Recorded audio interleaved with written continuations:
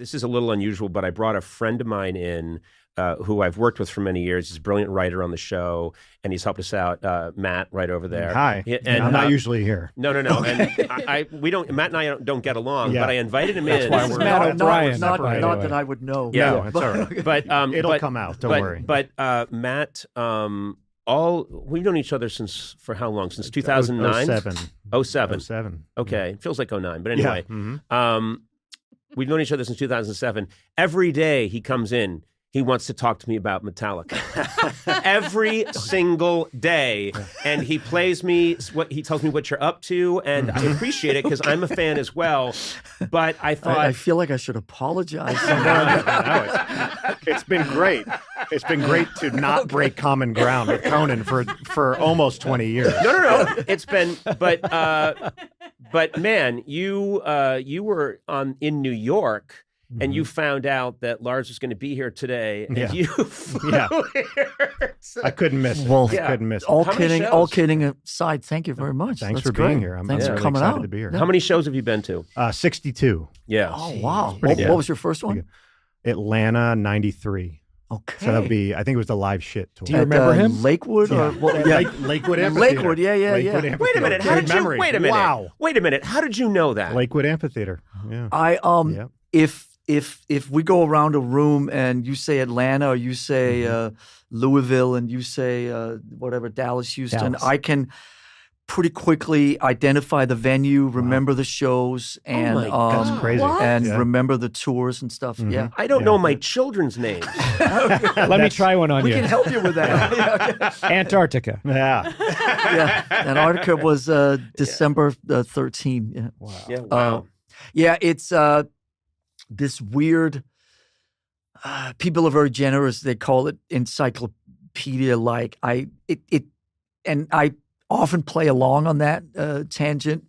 I do feel increasingly that if you put me, James, and Kurt together in the same room, we can pretty much the three of us make a whole, and we can remember all of it 100%. But I remember all the dates. So if you say,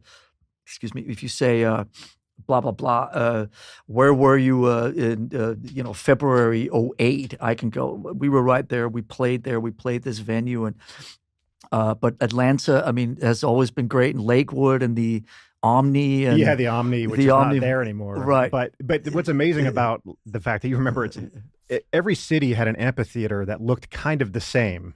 Which was just that rake with a lawn in the back. So the fact that you remember specifically that it was called Lake, because they must all look the same from the stage. It was a lot easier back in the day because, 20, 30 years ago when we came up, sort of the 80s and 90s, all the venues, whether they were, coliseums, auditoriums, or arenas, or the amphitheaters, they all had primarily geographical names. So if you were in, Phoenix, it was the Phoenix Municipal Auditorium. Right. And if you were in Atlanta, it was Lakewood, or it was the Omni, or it was attached to the CNN Center, or whatever. Yep. Now, when you go to all these places, every one of them is called the FedEx Building. Yes. Or it's a corporate name, yeah. Or the State Farm Insurance thing. Yeah. And so you can't kind of keep track because the naming rights of those change every 3-5 years. Yeah. So you're sitting there going, did I play this before? Yeah. And before a bank bought the naming rights. Exactly. And so, but I saw you at the Depend Center, in Orlando, and you're just, damn it, why did they buy it? Astro Glide Arena. God knows we've played all of them. Actually, we played to the continents thing 1 year on the Justice Tour in 88, 89. We were 46 or 47 states into it. And we realized, shit, should we go for 50? And so there was Depends on what the other ones are. Yeah, what were they? What were the remaining ones? There was no arena, or at least at that time, there was no arena in Delaware, and there was no arena in Vermont. So in Vermont, we played a high school gymnasium, and in I love that. And Delaware, we played a club, maybe a Stone Balloon or something, I think it was called, and so we ended up playing all 50 of the states because at that time, hitting Honolulu and hitting Anchorage was a fairly regular stop. Sullivan Arena up in Anchorage and NBC Arena in Honolulu were regular parts You know what of this your tour reminds stops. me of? I always that Bill Wyman was famously the bass player for the Rolling Stones for a good chunk of their run. And he was the encyclopedia. Yeah, I've heard that story. He had too. an encyclopedic knowledge, but of a specific thing.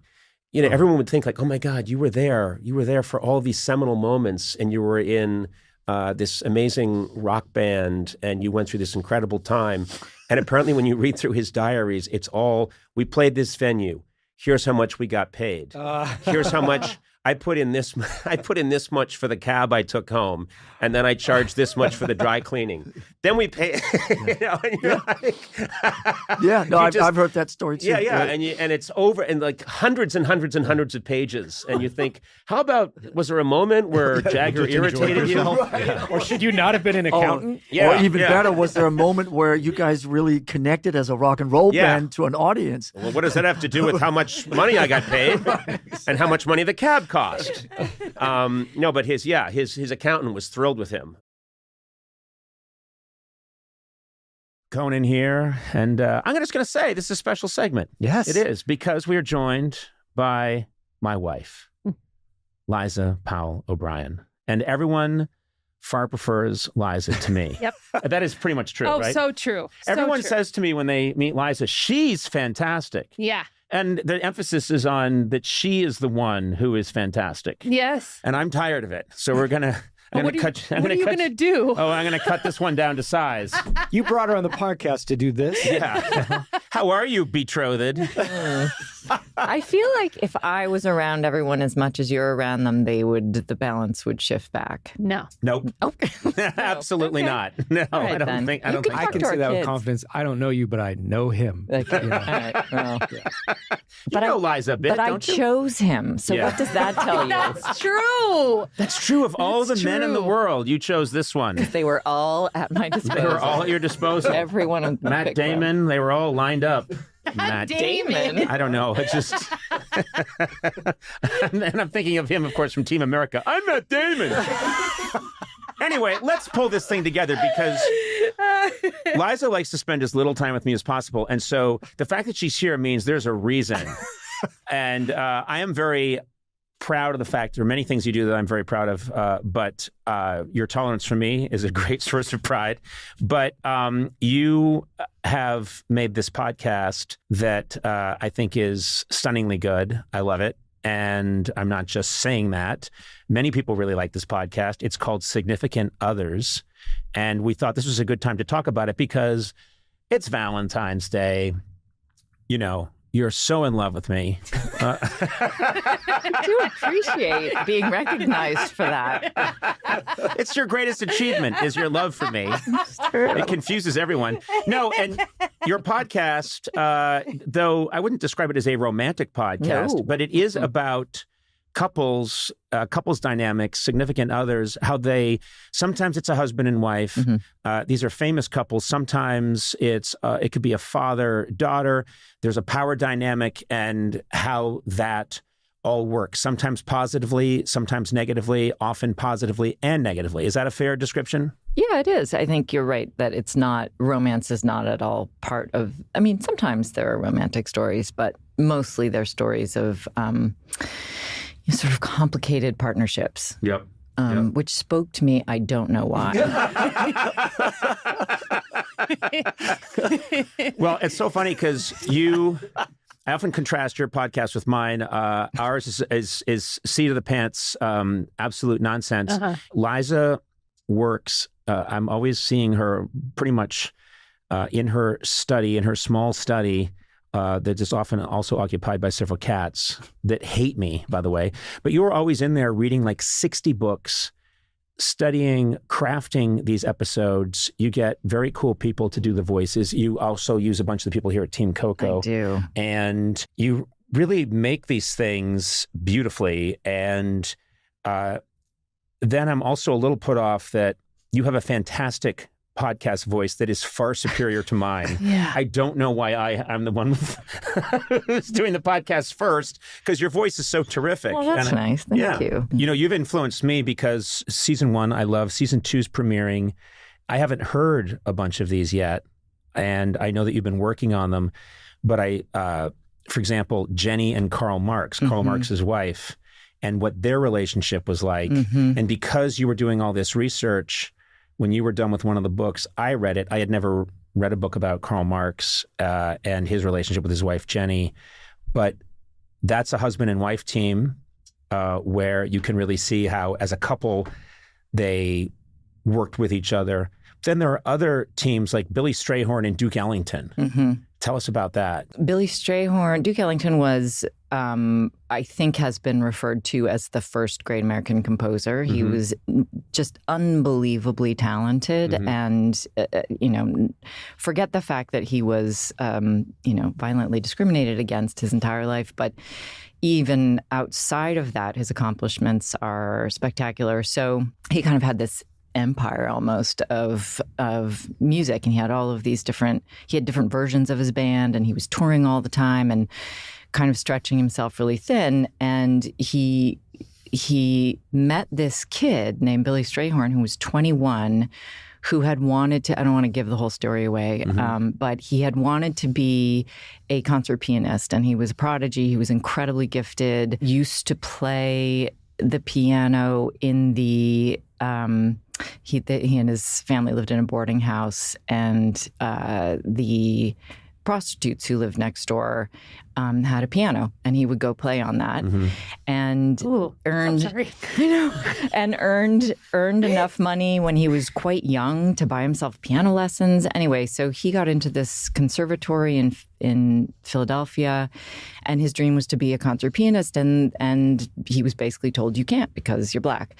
So he was looking for other ways to express his musical abilities. Anyway, he auditioned kind of for Duke Ellington, and Ellington was like, oh, this guy is special. And what Strayhorn could do was he could play in the style of anyone. So he could play in the style of Duke Ellington, and then became his sort of stand-in, his band leader, his collaborator. He wrote a ton of music for him, including the anthem that I think most people think of when they think of Duke Ellington, which is Take the A Train. That was actually a great story, which I won't That's just tell an amazing, here. iconic piece. Yeah. So anyway, and he was gay, and he was very determined to live openly. And so he was... which at that time is unheard of. It wasn't entirely unheard of, but it made it very difficult for him to be a star in his own right, because that was still a disadvantage. So wow. Anyway, so that's a really interesting That's a great. story. I mean, listen. They're. What's interesting is I'll often know one of the names, but not both. Right. And then, like Benedict Arnold, I know that name. You did Benedict Arnold and Peggy Shippen. I had heard a little bit about Peggy Shippen. That's a fascinating story. How those two work together in positive, negative ways. I love that you cast as Benedict Arnold. You cast Andy Richter, which resonates with me in so many ways. The series opens up so many different great ideas about how people help each other, also can get in the way, and how it's a dynamic. Everything's a dynamic. Yeah, I mean, we talk a lot about how that idea of perhaps, and that is it a koan? There's some piece of ancient wisdom, I don't want to misdescribe it, that talks about how everything's basically dependent on how you frame it. So this thing happened, it's a tragedy. At the same time, maybe it prevented something else from happening that would have been worse. And I think these stories are all about that kind of, this is the worst matchup ever, although they did help each other in this way. And right. I just think that makes it more interesting and more true. I think it's really human to want things to be simple. And I think there's a lot of oversimplification that happens all the time, especially now.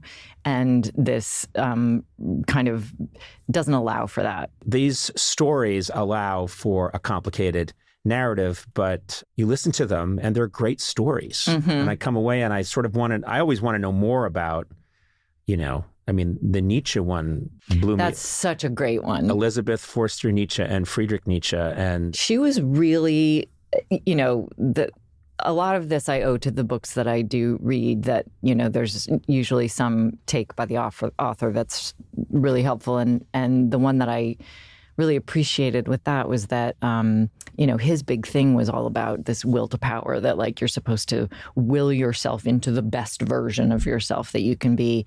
And she really embodied that in a way that was terrifying. And she was incredibly ambitious.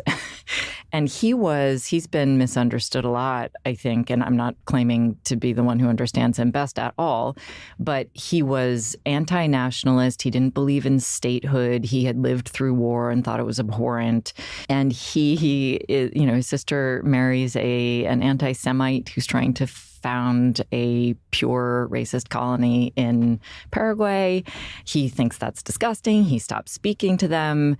And then by the end of his life, he was so incapacitated that she finagled a way to become his, caretaker, his minder, his power of attorney, all of that, and used him kind of as a prop that she would walk people past, and she was hanging out with fascists, and Hitler came to her funeral. This is what you're going to do to me. I cannot wait. I'm picking up so many good pointers. Many tips. I plan on becoming incapacitated, and I know Liza's just going to... more incapacitated. But what I'm saying is... I don't always ask you to carry me to the toilet, but... you don't always ask. And I don't always ask. Sometimes I should. Anyway, we got off track. My point is, I love your podcast, and I'm not saying it because you're making me, which you did. No, she's got a gun. That begs the question, season 12 Conan and Liza episode? Right. Yeah. That episode. Well, that's the one where I'm in a wheelchair. Mm-hmm. Incapacitated. This is months from now. And Liza's bringing people by, and she's promoting me as a great nationalist figure. All those great aphorisms that you've recorded. Yeah, like Nietzsche. Yes. Yeah. That usually involve nonsense words. Exactly. Don't be a gibble when you can bibble. Yeah. I be who I be. There was a big refrain last night. It was a lot of I be who I be. Please. No one needs to know about our private life. Just ripping off Popeye? You try singing that Which to the came Game of Thrones, first? too. Yeah. We were rewatching Game of Thrones, and I insist on singing loudly my own lyrics, which is I be who I be, and I be. And Liza's like, you've got, and my son is like, if you do that again, we're not fucking watching this. That's the significant other. And then I be who I be. So now they don't even watch the openings anymore, as beautiful as they are. We watch it for the nudity. Anyway, Ruin things. I am a ruiner. You're a ruiner. But anyway, I love that you've gotten everyone at Team Coco. Oh my God, we'd be lost without everybody Gourley, here. Adam, Blay, Eduardo, Hopping, Erica Brown, Everyone. Hayes, Chills. They've all read lines for the episodes. Erica Brown? No. Yes. Really? Yep. Yes. Eric, you got Erica Brown on And a she microphone? doesn't. She refuses to do a microphone, but she does it because she likes Liza. Oh my God. I don't think I can ever ask her for anything again. I think I used up all of my credit with her for the rest of time. Oh my God. Also, she did not enjoy the experience, got but she sounds great. Yeah. Ted Danson was here recording something, and Nicest man I've ever met. Yes. Well, he's right up there Nice with me. Tall drink of water, Well, too. I'm tall, Easy too. on the eyes. Still Me handsome. too. Yeah, I know. He still got Was it. on television it. for a long time. Yeah. Oh, God. Yep, Yeah. yep. Easy, Both of us know what it's confident, like. cool. Yep. Friendly. Just the coolest guy. I'm a good bartender. Anyway, What? I was on Cheers. I know I was. Anyway, you got him helping out. It's just great. I'm very excited about it. It premieres on Valentine's Day, and it's called Significant Others, and that is you. That is Liza Powell O'Brien running the show. Is that another one of your aphorisms? That is you. That is you. That is you. That is you, says That I. makes more sense than most of That them, be I have you, to say. is what I would say. And Sona, someday we'll do one about your significant other, Tack. Yeah. Would love But that. would it be about him and how I'm about his like love for like karate and stuff? Are you It going would to be do a- a whole thing about Chernobyl? Are you going to make it like a fake one? Why? It's not my thing. Okay, It's, all right. It's Liza's thing. Sorry. It's okay. legitimate. Will you tell the story you texted me yesterday? I thought that was my great. God. Well, yeah. So he went on, he's going to hate me for saying this, but he went on like an intensive karate weekend, which they do twice a year and it always is in different places. And this time it was in Pasadena, which is 10 minutes from our house. And he takes it so seriously that instead of coming home and sleeping because there's no room in the gym, he slept in his car for 2 nights. And in the middle of winter. To be close to the dojo? To be close to where they were practicing. But I think He's so having an affair. Yes. Oh my God. Every time I tell Liza I've got an intensive karate weekend, she knows I'm meeting Muriel on Catalina. You know what? It's actually, it's worse if he's not. I know. You know what I mean? know, yeah. he is, though, because I've met all his karate friends. I mean, it's possible. I think I'd feel better if he was having an affair. See, I'm, what I mean. otherwise I'm it's already just- thinking That's what I mean. you've got to, these are very beautifully crafted historical documents that you've made. They're really great. They're really great to listen to. You walk away from each one learning more. Yes. But I do want you to take a break from that and do one about Sona and Tak. It's about him sleeping at his car and his quote, on his quote, karate weekend. Sorry, Tak. And it's in there, and it's in there with, all these other great figures. It's in there with George Putnam and Amelia Earhart, and Bayard Rustin and Martin Luther King Jr. George Orwell. Tak and Sona. Dolly. Yeah. Tak and Sona. Yeah, karate weekend. I know, but you know what? I did see his SUV. He had a whole setup in the back of his car. That's what I do when I go to Catalina to meet Muriel. Yeah. I put a bunch of karate. Wait, how are you getting your car to... I own a seaplane. Okay, fine. I have 2 different sets of books. I have 2 accountants. You've never seen it. Liza's not even angry. She just wants to know the logistics of how you do it. Well, we have talked about this, which is, that I've great said to line. Liza, which is that, if you ever found out that I was having an affair, wouldn't your first thought be to be kind of impressed at my time management skills? Because that's all I ever think about when I watch movies where somene's having an affair. I'm like, what? Yeah. I couldn't keep all that straight. Yeah, it's true. It's a lot of I work. couldn't. Yeah, all that. That's you know what I mean. We are like just barely hanging on with our very basic. We are very committed to vanilla. each other, monogamous relationship, but we can barely More than enough. We can barely keep it going because there's like, oh wait, who's picking up our son? Wait, but when are we going to the airport? There's all that stuff. Who's taking the dog to the? And then Who the idea. threw out the mayonnaise? Who That threw was a big one the other day. Right. Sounds Oh fraught, man, you I was, guys. and also I think it hadn't expired. But anyway, I wanted a tuna fish sandwich with mayo, and suddenly there's no mayo. That didn't go well. But my significant other said, "I'll make you some." It's true, and I she did. made me mayonnaise from I scratch. did. I mean, yeah, Wasn't very good, but- That's a win-win. yes, and it was better than the regular sure. mayonnaise. Wow. So anyway, that was a win-win. But This is riveting. I can't wait to hear about this on your episode. But wait a minute. What I'm saying is, if on top of all of that, I had to get on the seaplane to Catalina to meet Muriel and bring her the, whatever, the avocados she loves to eat. Who can keep track of all that shit? Very diverse taste in women. Yes, I was going to say. And you know what? I She's, do love an avocado. And you know what? though. She's really unpleasant. We got it. Yeah. Why are you late? I had to, because I was doing a podcast where I was promoting license. Why are you promoting her podcast? Why can't I have one? Hey, is that my avocado? Chomp. Then she's super old and there's nothing sexual about it. She is 82 years old. Oh, that's sweet. Yeah. She was a nurse in the Korean War. Anyway, as stupid as this podcast is, I know. I'm sorry, Liza. I'm going to say this. I'm so proud of you. I love you. I'm so proud of you. And I think this is an incredible piece of work. So I'm excited about the new season, Significant Others, wherever you get your podcast, season 2, premiering on Valentine's Day. Subscribe where you get your podcasts. Hey there. Welcome. Conan O'Brien Needs a Friend, the podcast that casts that pod like no one else. Doesn't mean anything, but if I say it with authority, we'll get away with it. Joined by sona movsesian, loves to keep telling people she's from Armenia, and Matt Gourley. Matt, how are you? I'm fine, but she is from Armenia. I know. I'm not from Armenia. Oh, right. What do you- Sorry. Oh my God. I was born in You got, Montebello. wait, You had me believing Montebello it. is in Armenia. No, it's not. It's an off island the off- 60 freeway in Los The Angeles. 60 freeway goes that far?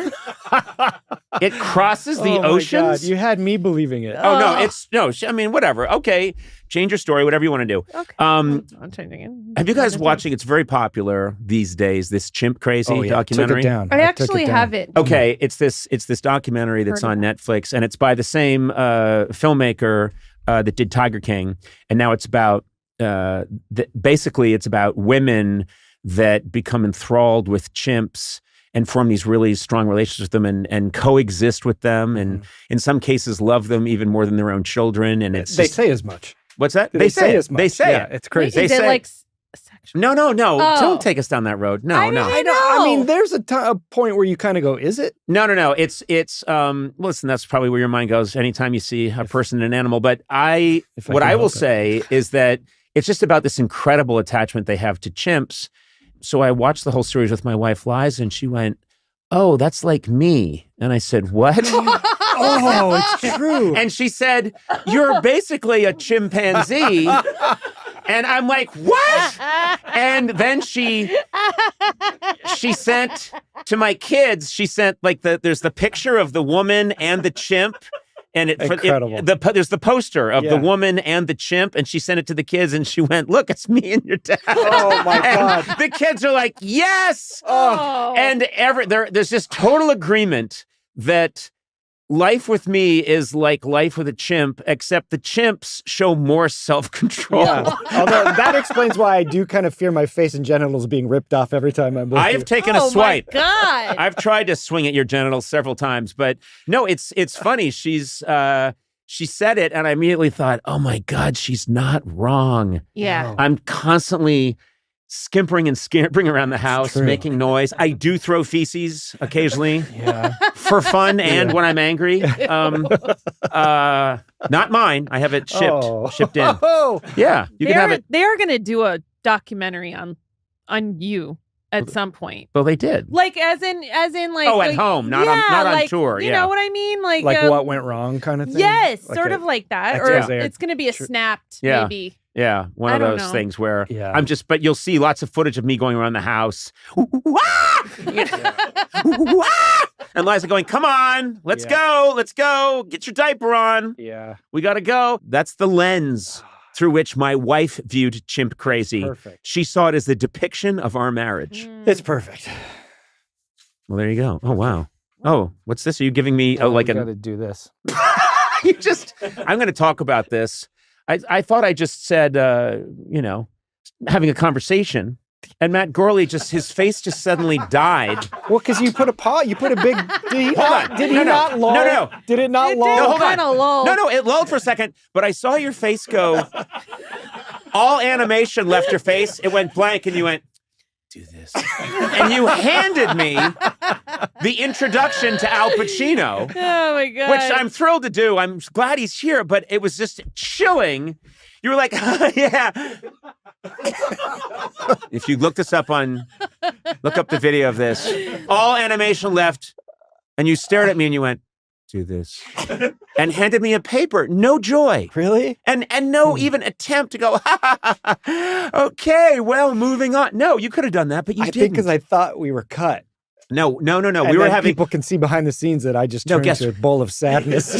Guess what? We're going to keep that in. Okay. And people are going to know What it's you're- like to work here. you're just a robot. Oh, okay. You might as well just be one of those things that cleans the bottom of a pool. Oh. Just, you know what I mean? You said we're going to keep that in. He edits it. He Yeah, could take it out that's and true. change it. And there's could- nothing you can really do about it. Yeah. Oh, I'm very much involved in the editing process No, on this show. You don't know what any of the final product is in this thing. You are cut from every You episode. really Hey, don't name know. a time I haven't met you when it's time for the audio editing of this podcast. A time when I haven't driven out to your studio at your home and sat there with you as we painstakingly make small that's audio true. trims and That's fix hard to little refute. audio bumps. That is hard to refute. Yeah, I'm Okay. there too. Remember? yes. And Oh, we're yeah, all you doing are it there. together. You're there because you take the freeway from Armenia Oh my every God. day. Okay. All right. Conan Hey, went you too should- far. you should read Conan that went too intro. far. You and I have a very odd relationship. and I want to clue the listeners in. I want to say I met you in, was it 95, 96? 2002. You were way off. Who am I thinking of? Who am I thinking of? You're looking at me? I didn't know you then. I must have known Bill someone Clinton? else. I thought I knew you a lot longer than that. No, a bunch of the Chicago writers had come to your late night show back in the 90s, but I'd never even been to New York till 2002. You first arrived in New York City in 2002. Yeah. Okay. I didn't do any research for this. No, he didn't. You are... Which guy is he? That's Jack McBrayer. Oh, Jack McBrayer. Jack. I just said it. A lot of people say they're Jack McBrayer. Who? This guy, Jack McBrayer. Well, touche. I've known you since, let's say, 2002. You come to New York, and I've known you, still a long time. Not as long as I thought I knew you. No. I really thought I knew you since 95, but that's clearly someone else I'm thinking of. But that's a long time. Uh-huh. And I don't think, and I'm being honest here, that you and I have ever had a long, real conversation. You might be right. Yeah. Now, what do you think the problem is? You. Yeah, it's not him. Yeah. 100%. Well, hold on. Let's get to something straight. First of all, I'll describe what I do, which is Abuse. Hold on. Let me get to this particular type of abuse because it's important to be clear. Jack, I always I go into shtick where you are the country rube and I am the cruel city slicker, and we've been doing this since I met you, and you've been to my house many times. Yes. Invited. Yeah, I know. I know. And we've spent hours and hours together. I'm never real. And part of the problem, and I just want to say this to Matt and Sona, is that he is so good at playing his part. Yes. You always go into, sir, I did. Well, please, sir, you are wrong, sir. And that keeps me going. You have to admit that you... That's victim blaming. Yes. Yeah. Yeah. That is victim blaming. Oh, that's your contribution to that argument? Jesus. That is victim blaming.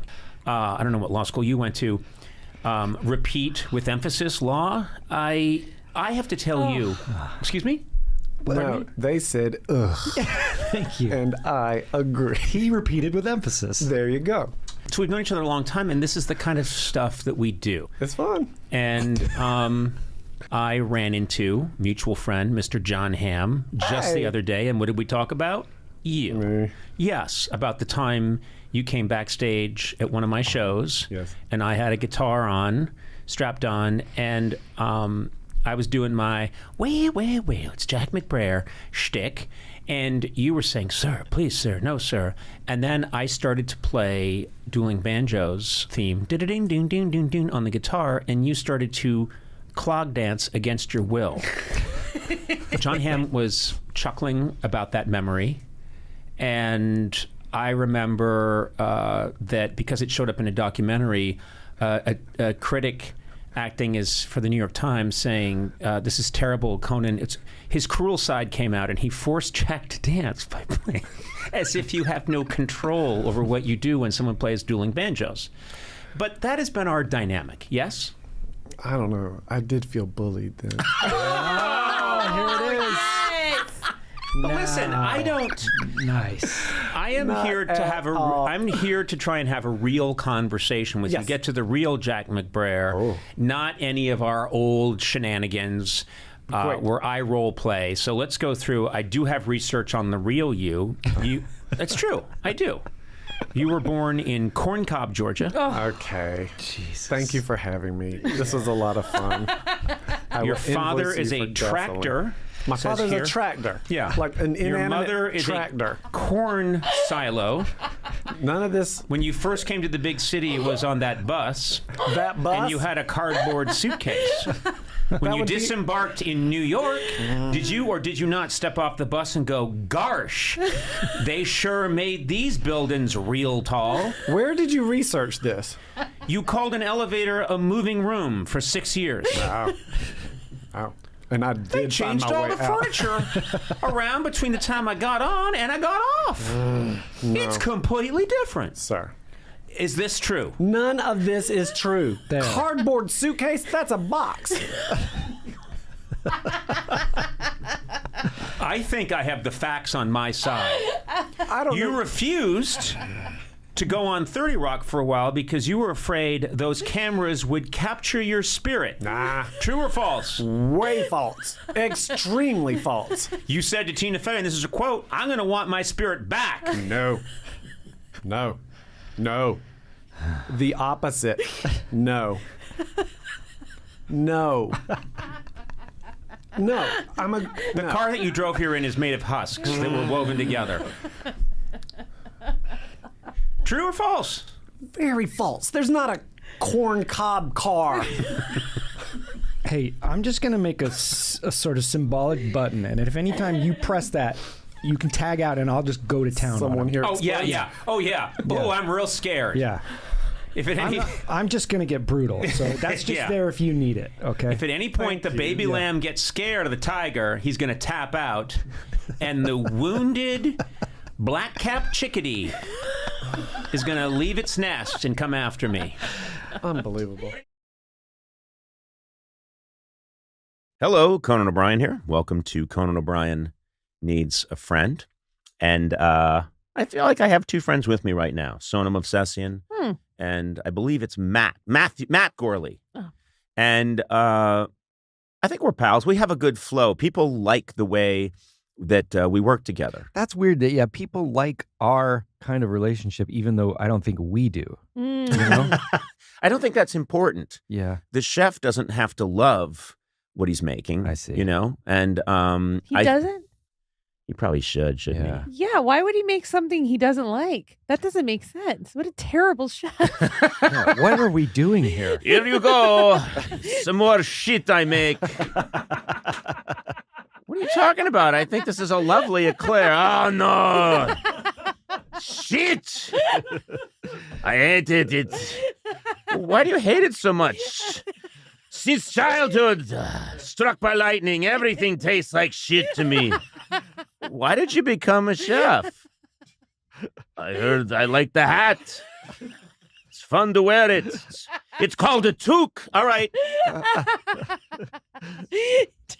Just really, you got into this? All food that you ingest tastes like excrement to you? Total shit! Because you were struck by lightning as a child. So you serve it, and I hate it. Even watching you eat it makes me sick. But you stayed in it because of the toque. Why are you going over this again and again? We established everything. It seems like a bad improv trick. Not at all. I'm just trying to say that you tasted things and hey, we've gone through it. Why do you repeat so much? Well, it turns out I was struck by lightning and as a child, and so I tend to overset things up. That's what I do. You and I could be friends, both struck by lightning. You set things up right. I tend to set things up. Now, just to summarize, you were hit by lightning. Oh, I'm gonna fucking kill you. And then it made you go over things too much when you're doing a podcast. Is that right? Man, I don't know where that one started, but I think we had a good time. We had a good journey. Oh, man. We learned a lot, I think, about ourselves. And about I learned you can do a French accent, a German accent, and an Italian accent all at the same time. And they all end up sounding Russian. Yeah. But at least by it the wasn't way, Nixon. that guy was from Croatia. Oh, no. Yeah. Okay. All right. Yeah. Okay. Yeah. So anyway, I just wanted to clear the air on that. Yeah. You know, why Croatia popped into my head? Huh. I took a Uber today to get here, and I'm a guy who talks to the driver. I always like to. I'm one of those people. I don't know where you guys fall in No, this spectrum. I choose no conversation. On. Do you can really choose do that? Yeah, I do. I'm not good at small talk. I don't mean that to be antisocial, Right, but I want That's to okay. sleep. Okay. And what about you, Sona? I do both. So I'm either not talking at all, or he's coming up into my apartment, checking out the sofa I'm trying to get rid of. And that's a true story. That's a true story. Sona, you Yeah. got to have boundaries. Yeah, I you got know. boundaries. You're right. You know, whether you're on a cross-country drive or on your daily commute, time in the car is perfect for listening to podcasts like, I don't know, this one. T-Mobile covers more highway miles with 5G than anyone. Their network helps keep you connected to all your favorite podcasts when you're out and about. Mm-hmm. I got to tell you, I like to road trip sometimes. I do too, and I have T-Mobile, and I can honestly say there's coverage. That's important. Like, there've been times in my life where I'm out on the road, driving around, and especially on those family trips, you're out in the desert, you want to make sure you have that coverage. Yeah, what if you get, like, your car breaks down, and you're just there? Sitting there like a chump? Yeah. With no coverage? Yeah. Not this guy. I've got T-Mobile, got 5G. Find out more at T-Mobile.com/CY. That's SEEWHY. I'm going to tell you this. I do not, I've seen the little switch that says no, that you can tap that says no conversation. This is me, to be completely honest. I'm afraid that if I hit that, they're going to think, oh, I'm driving like a stuck-up snob. Yeah. And so I will never hit that. And then I go too far the other way. Where they hit it on you. Trust me, I think some of these people would. Because I say, I mean, this guy today, I could tell he was from, and I said, well, where are you from? And a lot of times, this is actually works out nicely because there are many drivers who are Armenian. Yeah. And then we chat and they know that I've been to Armenia with you and we have like a really good conversation. Yeah. And they like that I know like 3 words. In English. In English. But then today the guy was from Croatia and we were just talking back and forth and I got his whole story, like his whole life story. And it was actually pretty fascinating. Oh. And so I got out of the car and I felt like, oh, good. I really got to know that guy. I hope he liked it too. You made a friend. He had no idea who I was. He was asking me what I do and I just said I just work in television. I think he thinks I'm a TV repairman. Yeah, maybe. Yeah. I fix flat screens, but we had it was really nice. I don't know. That's cool. You made a new friend. I don't. I think that's it. Oh, I think that's it. Well, at least it was pleasant. Because I think you have to be too. If you're not a pleasant person, that could and if someone recognizes you, then. Well, this is something I'm very envious of. Are the people who have made their reputation. Mm-hmm. And we've, like a Jack Nicholson or a Harrison Ford or like people who are, these big stars, obviously, in this whole other caliber than anything I would ever be, where if you went up to them and said, hey, man, and they said, fuck off, you'd say, wow, that's so cool. I'm not that person. If someone came up to me and I went, you just better fuck off. It's like, you're an asshole. When you dancing around like an idiot on TV all those years, you acting all friendly, you're a sham. And then they would just start hitting me with a 2x4. That's true. That's true. Yeah, I know. But you can't be that guy. You can't be like a Jack Nicholson or a Harrison Ford. No, I don't. I don't have that incredible, so I'm not self-possessed like that. And I also, those are people that are larger than life. You see them on the screen and they're larger than life. I managed to be much smaller in life because people have seen me on small televisions. Mm-hmm. Well, and you need people to like you. Yeah. You mean, I need a friend? Yeah. Yeah. Oh, yeah, a little breakthrough here. Yeah. Well, I think they could punch someone in the face and people would be like, oh my God, he punched me in the face. And then with you, they just sue you. Well, also, they'd have to feel it first. And they'd say, was that a cool breeze? I just gave you a chop to the jaw. I just played a little chin music with my right hook. Oh, I didn't really. Oh, so you struck me? Yes, I did. Oh, I thought a very old butterfly had a stroke, and then a cool wind blew it against my cheek. But if you struck me, I'm suing you now. All right. I'll pay up. I don't think that would go too well. But anyway, were you signaling me that I should get on with it? Yeah. Okay. It was awkward because then I just looked at you and you didn't signal me. I did. I held up the rap sign. I know, but I didn't. I saw something in my peripheral vision, and this is a note to all my would-be attackers. I think I'm losing my peripheral vision. Oh. So ninjas, time to get me. But I saw a little flash. Oh, I saw a middle finger go up for half a second. I was just itching my eye. Okay, well, again, peripheral vision starting to go. You thought now that your peripheral vision's going away, now ninjas can attack you, as in before when you had it? I think ninjas are going to be fine with back. a full frontal assault on Please, you. I think, first of all, I think there's a whole many different sections of the Assassin League that have been trying to get me for years, but I have legendary peripheral vision. So the ninjas have just been waiting around, smoking cigarettes, playing mahjong, waiting. Ninjas don't smoke cigarettes. Yes, they do. Oh, they're such chain smokers. They cut out little holes in the ninja mask. They puff away. Well, now they do e-cigarettes. Those ones that smell like bubble gum.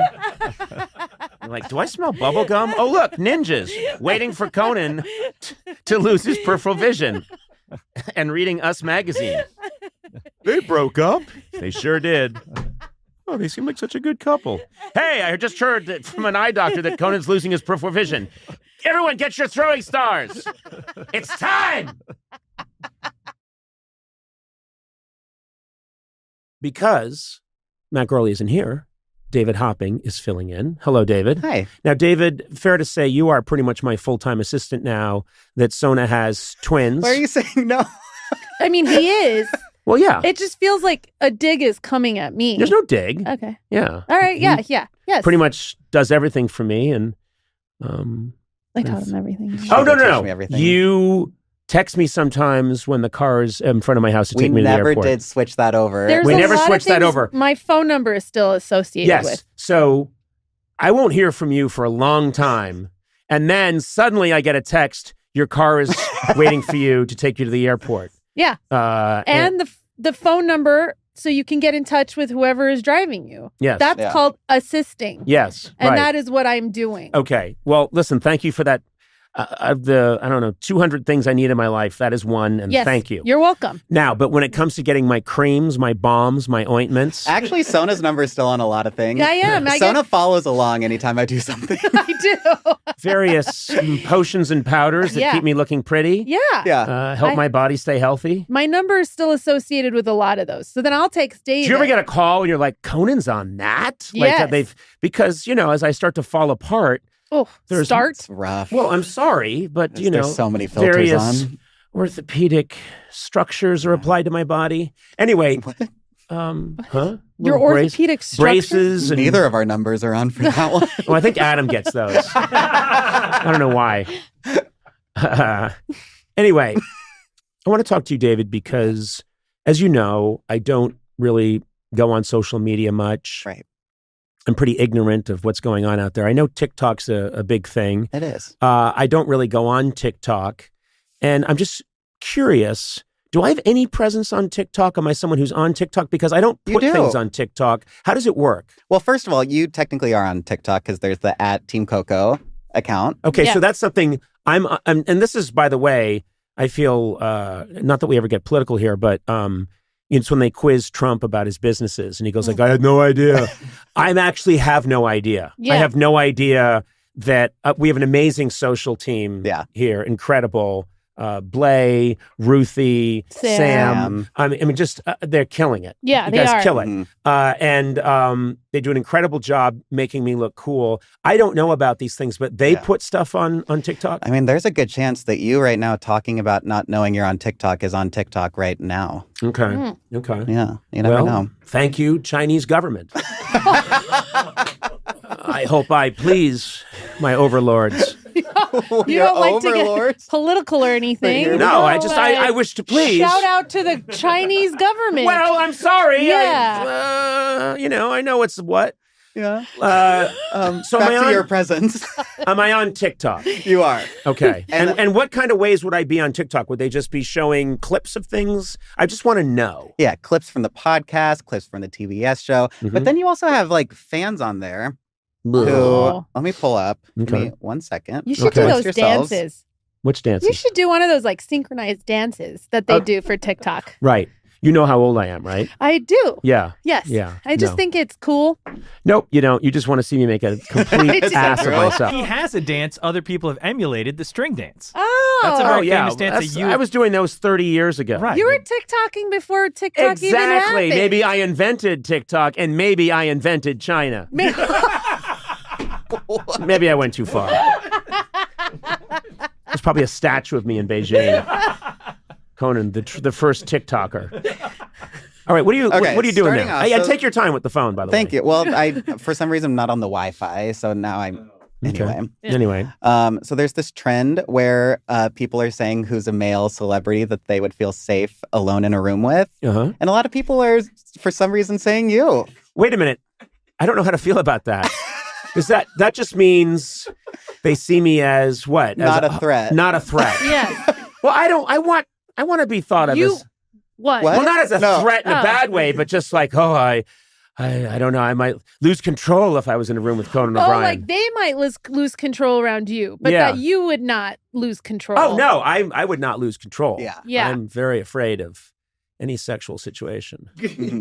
So anyway, so what they're saying is that that's a good thing, right? It's a good one. Women are saying they would feel safe around me. Yeah. Well, they should, because I'm completely inert.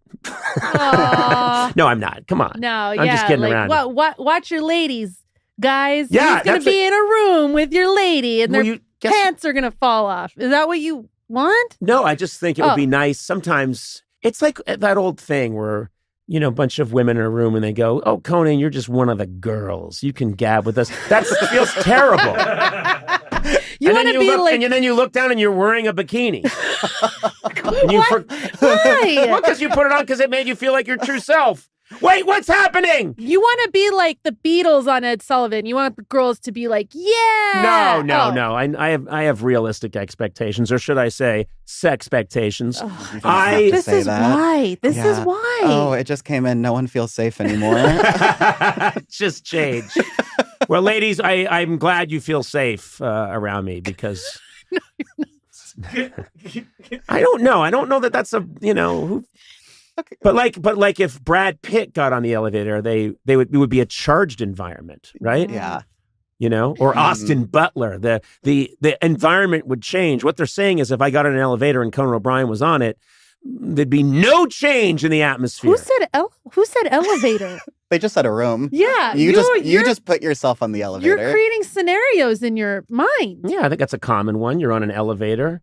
Okay. Someone else gets on. You want to make sure they feel safe. You're fantasizing about being in an elevator with Brad Pitt because you want or Brad Paisley, any Brad, or Brad Garrett. It just has to be a Brad. What you're saying is like you're like sexual insulation. Yes. Yeah. I'm a foam that blocks out and neutralizes any sexual energy. I am a foam. Well, what else? What else is going on TikTok? Okay, well, there's like fan accounts. There's this one that pops up a lot. It's called Just Bits and Pieces, and they do a lot of like compilations of like U2 and not the band. Sona like, and I. Yeah. Like they did this one that's kind of like a thirst trap of Conan. What? What? What's a thirst trap? You'll see in a sec. Very white, thin-lipped, beady-eyed weirdo. Oh wow! Look at that clip of me from a long time ago.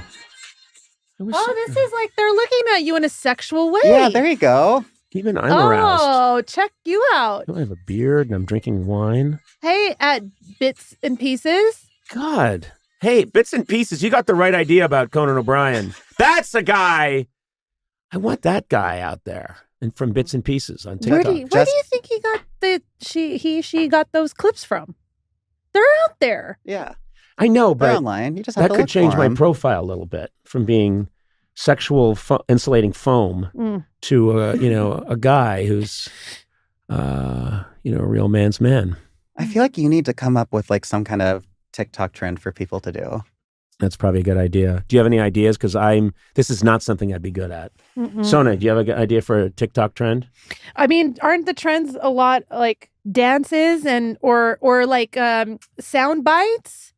Sound bites that people talk over and do things with? I have no idea. Yeah. The fact, and so I turn to you, Sona, and you don't know what you're talking about. No, I don't. What about you, Blaze? Ready? There's a lot of challenges out there, like, oh, hey, like, remember there was that big thing, the cinnamon challenge, where you took a spoonful of cinnamon, there's like a lot of challenges. So you could do a challenge, something maybe that you're good at, that you're challenging other people. How about my challenge is to get 9 hours of sleep. And then it's just footage of me sleeping for 9 hours, but like really cool music is playing in the background. I think that the max you can do is like a 10-minute video. Yeah, but little clips of me at different parts of the night, just getting a good sound 9 hours of sleep. The well-rested challenge. The well-rested That's my Conan challenge, the Conan O'Brien well-rested challenge. Yes. That's what we're going to do. What everyone wants. Yeah. Now watch out for that, ladies. A before and after. So like, you're like, okay, I'm Aaron Blair. I'm going to take the well-rested challenge. Then I take, and then I show clips of me sleeping. And then how do I look after? Am I well-rested? You're glowing? No, you just look well-rested and you say that was very satisfying. and that's it. Yeah. Can you sleep for 9 hours? Not really. I used to be able to, but not anymore. You can't do your own challenge. I wake up a lot in the night and think, why? But That's you're doing all the clip is? You're starting a challenge you can't do yourself. I'm not going to be able to do it myself, no. Okay. That's why I like this challenge. All right, David, thanks for stopping by. Of course. I think you helped. And Sona, thank you for always letting me know when a car is going to take me to the airport. Okay. Good job. Okay, this segment is airing after our conversation with none other than Chelsea Peretti. And in that segment, we found ourselves talking about bear attacks. Quite irresponsibly. Very irresponsibly. Yeah, that was not a good idea. We're here to clear the air, which is that no one in this studio, especially Chelsea Peretti, but including myself, is an expert on what to do in a bear attack. We started saying some shit, but anybody who's tuning into Conan O'Brien Needs a Friend to know how to survive in the woods is a fool, in my opinion. Yeah. And no one should be listening to us. And keep in mind, no lawyers contacted us. We, even ourselves, were like, this is ridiculous. We're going to get someone killed. Yeah. We are doing this because of our conscience. We just want to make sure that, collective, the three of us together have one conscience. Oh, okay. Yeah. Cool. Did you really read all those books on bear attacks? I have read a lot on bear attacks, but do I remember with great authority what to do and what not to do? No, I don't. Do you think anybody knows? No, see, but that's just what the bears want you to think. You know what I mean? I think the bears are also online putting out a lot of misinformation. Yes, exactly. They've got a Russian server farm working for them. They're typing on a computer. Grizzly bears love that whole thing of just lie down in front of the grizzly and we won't bother you. That's right. That's grizzlies sitting at computers putting that out there. The best way to avoid a bear attack is to lather yourself in gravy and lie down in front of a bear. Bring a gravy boat. Pour the gravy on you. Lay down on a large platter with an onion in your mouth and lay still for the bear. Signed, I am not a bear. So I don't know what to do in a bear attack. And we have a producer on the show.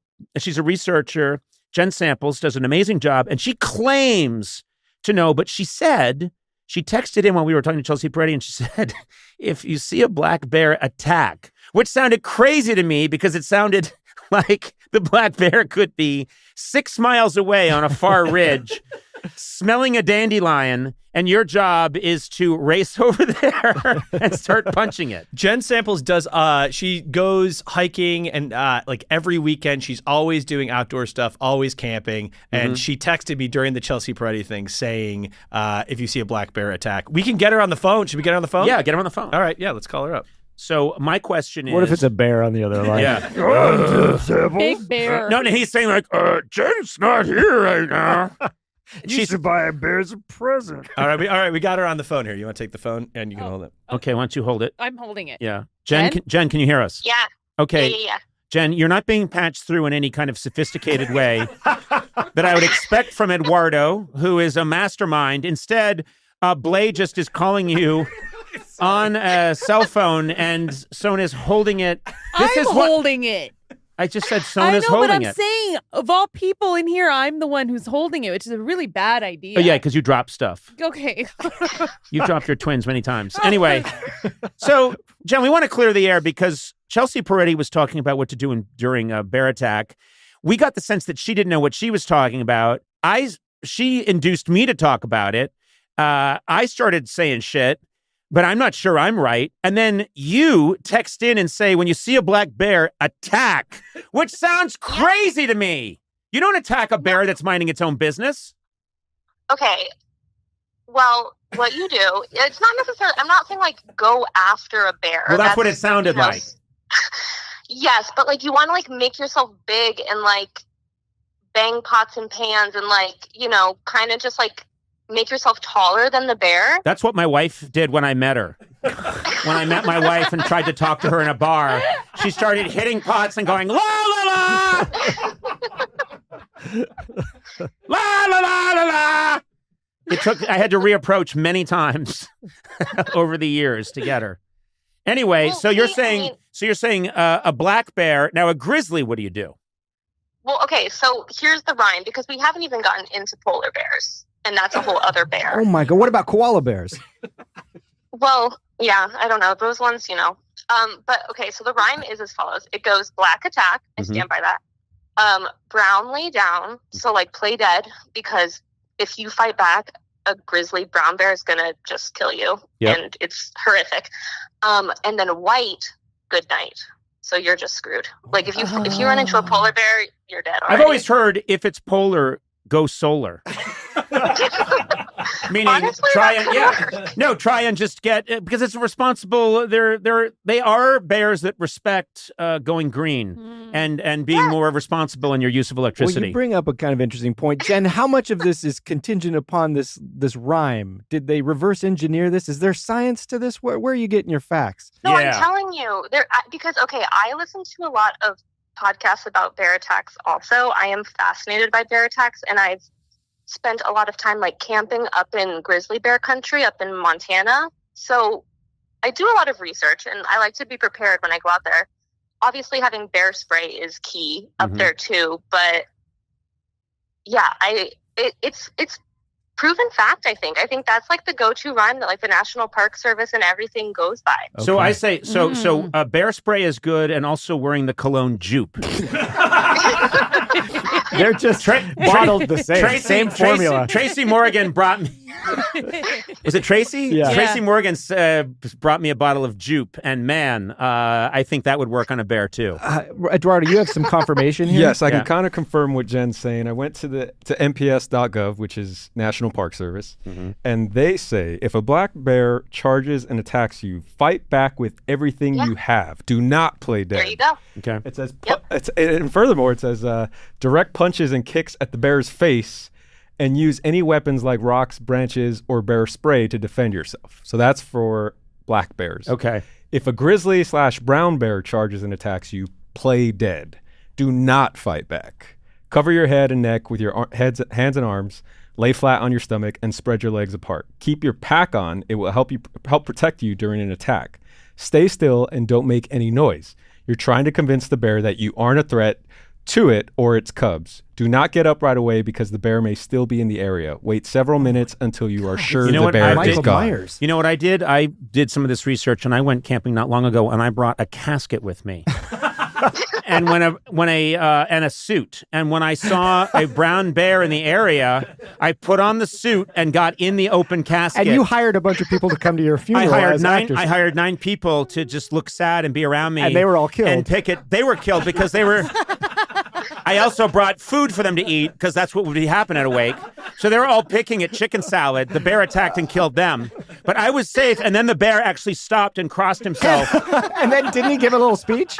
He gave a short speech, which is like, "This was a life well lived." And I think they did a good job on him. He looks pretty lifelike. Oh my God. And he did remark that I looked paler than most dead people he'd seen. And that was a polar bear. Yeah, exactly. So anyway, wow. Okay, this is good. We just wanted to make sure, Jen, that we got some real information out. But I do want to underline that when Jen said if you see a black bear attack, what she meant is if the black bear has attacked you, do not start searching for black bears. And then randomly just punching them with your fists. That's, I think, a terrible thing to do. Yeah. Yeah, let's make that clear. That is not what I'm saying. Well, it's what it sounded like. It sounded like if you can find a black bear, punch him in the back of the head. Go find one. Thank you, Jen, so much. Of course. Don't koala bears have like gonorrhea? Gonorrhea, yeah. So Yeah, that's, they do. What's the rhyme for that? Well, definitely don't lay down and spread your legs. Okay. Well, I'm sorry. Yeah. Come on. I'm just picking up the other advice. Spread your legs.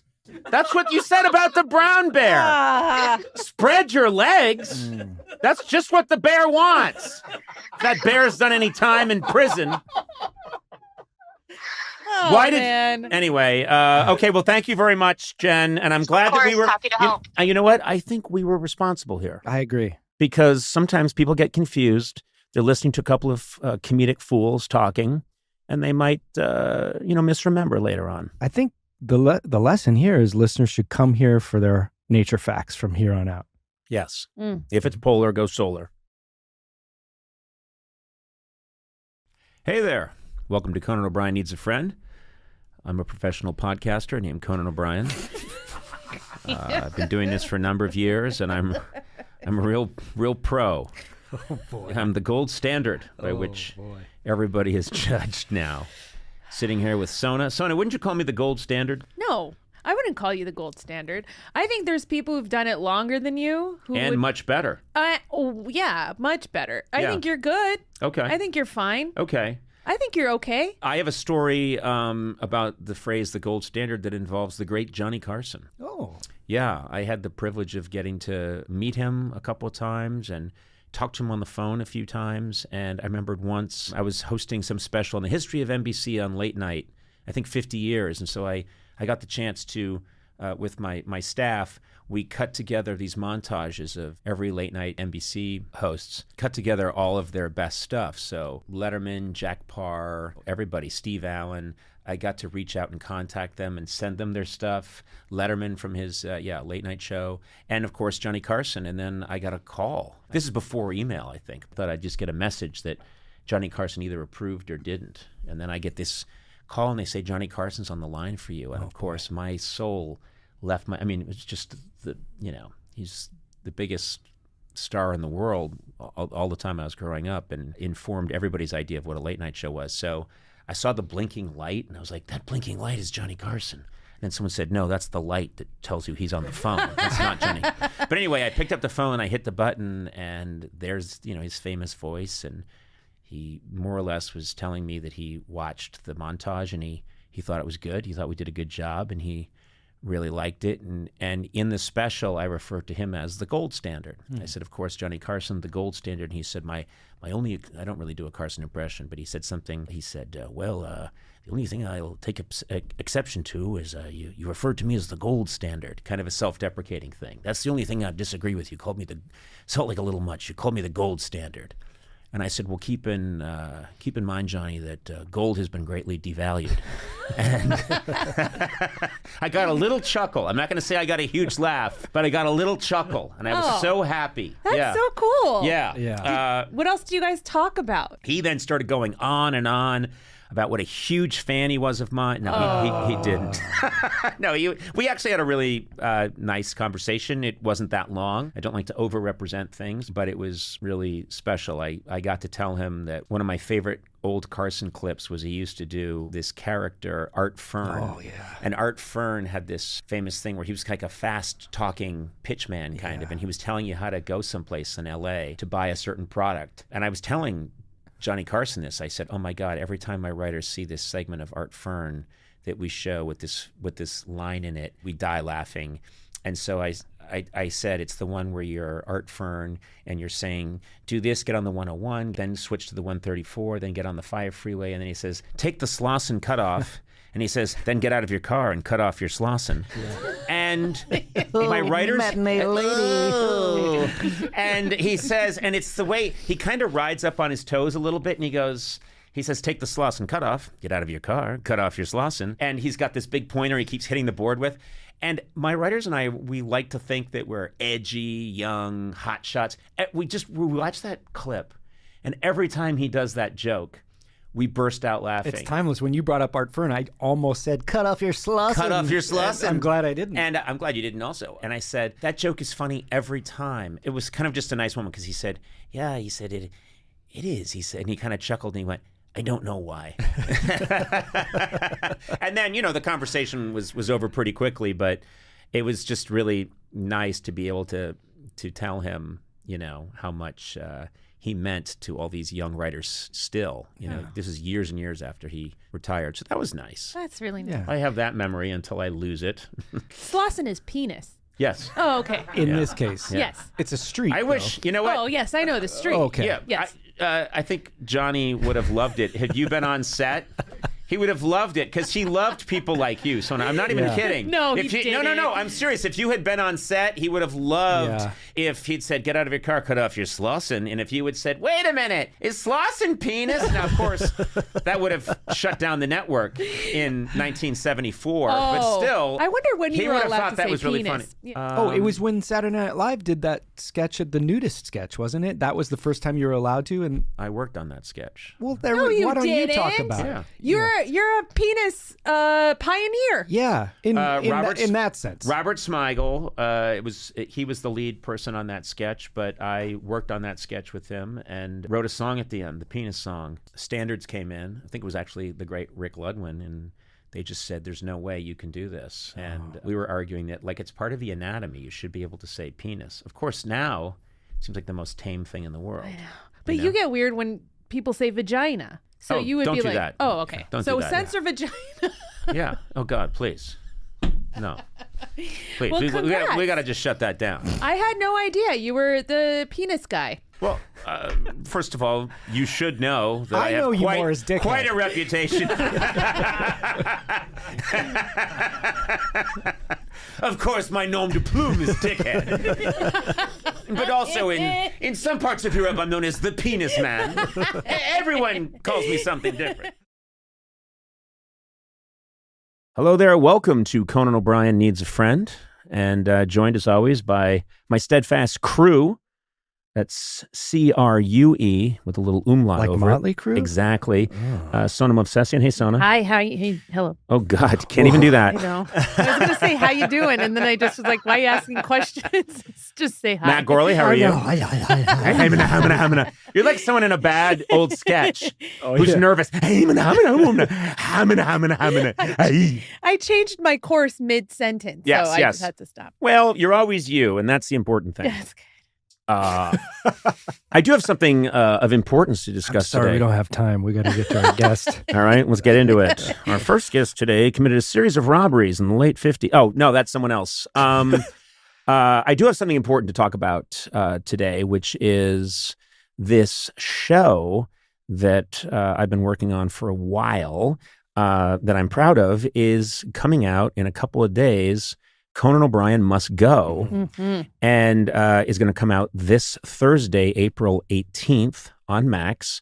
And one of the reasons I'm mentioning it on the podcast, other than just for corporate synergy. Synergy. Yeah. No, I'm mentioning on the podcast because this show is very much an outgrowth, if you will.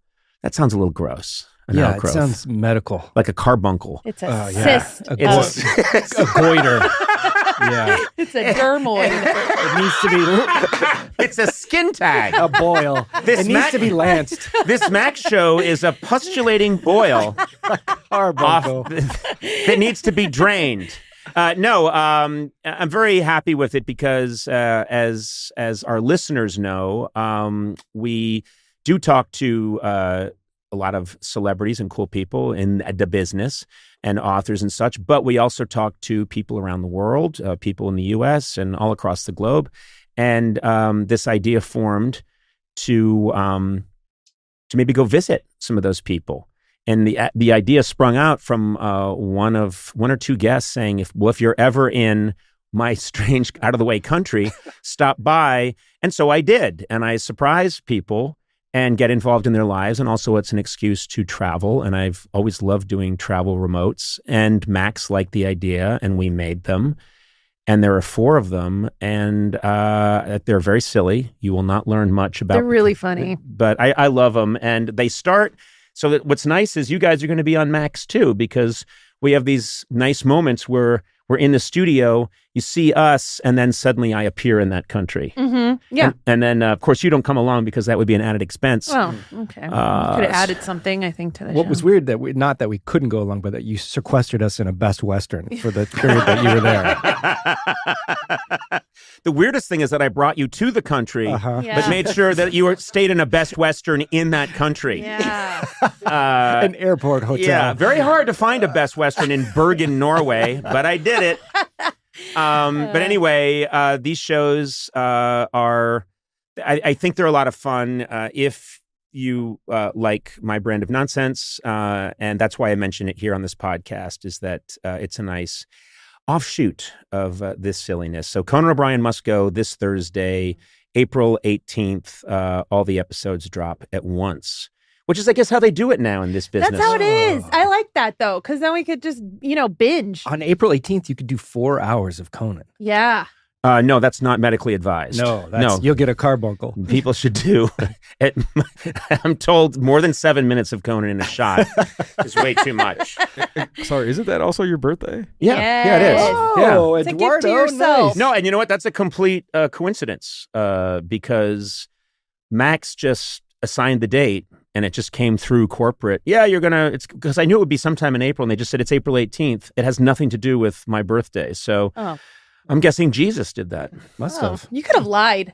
What's that? You could have just made something up. You could have said it was because it was your birthday. No, okay. I'm a truth teller. Okay. Well, And I have an amazing body. You're a truth teller? How old are you turning?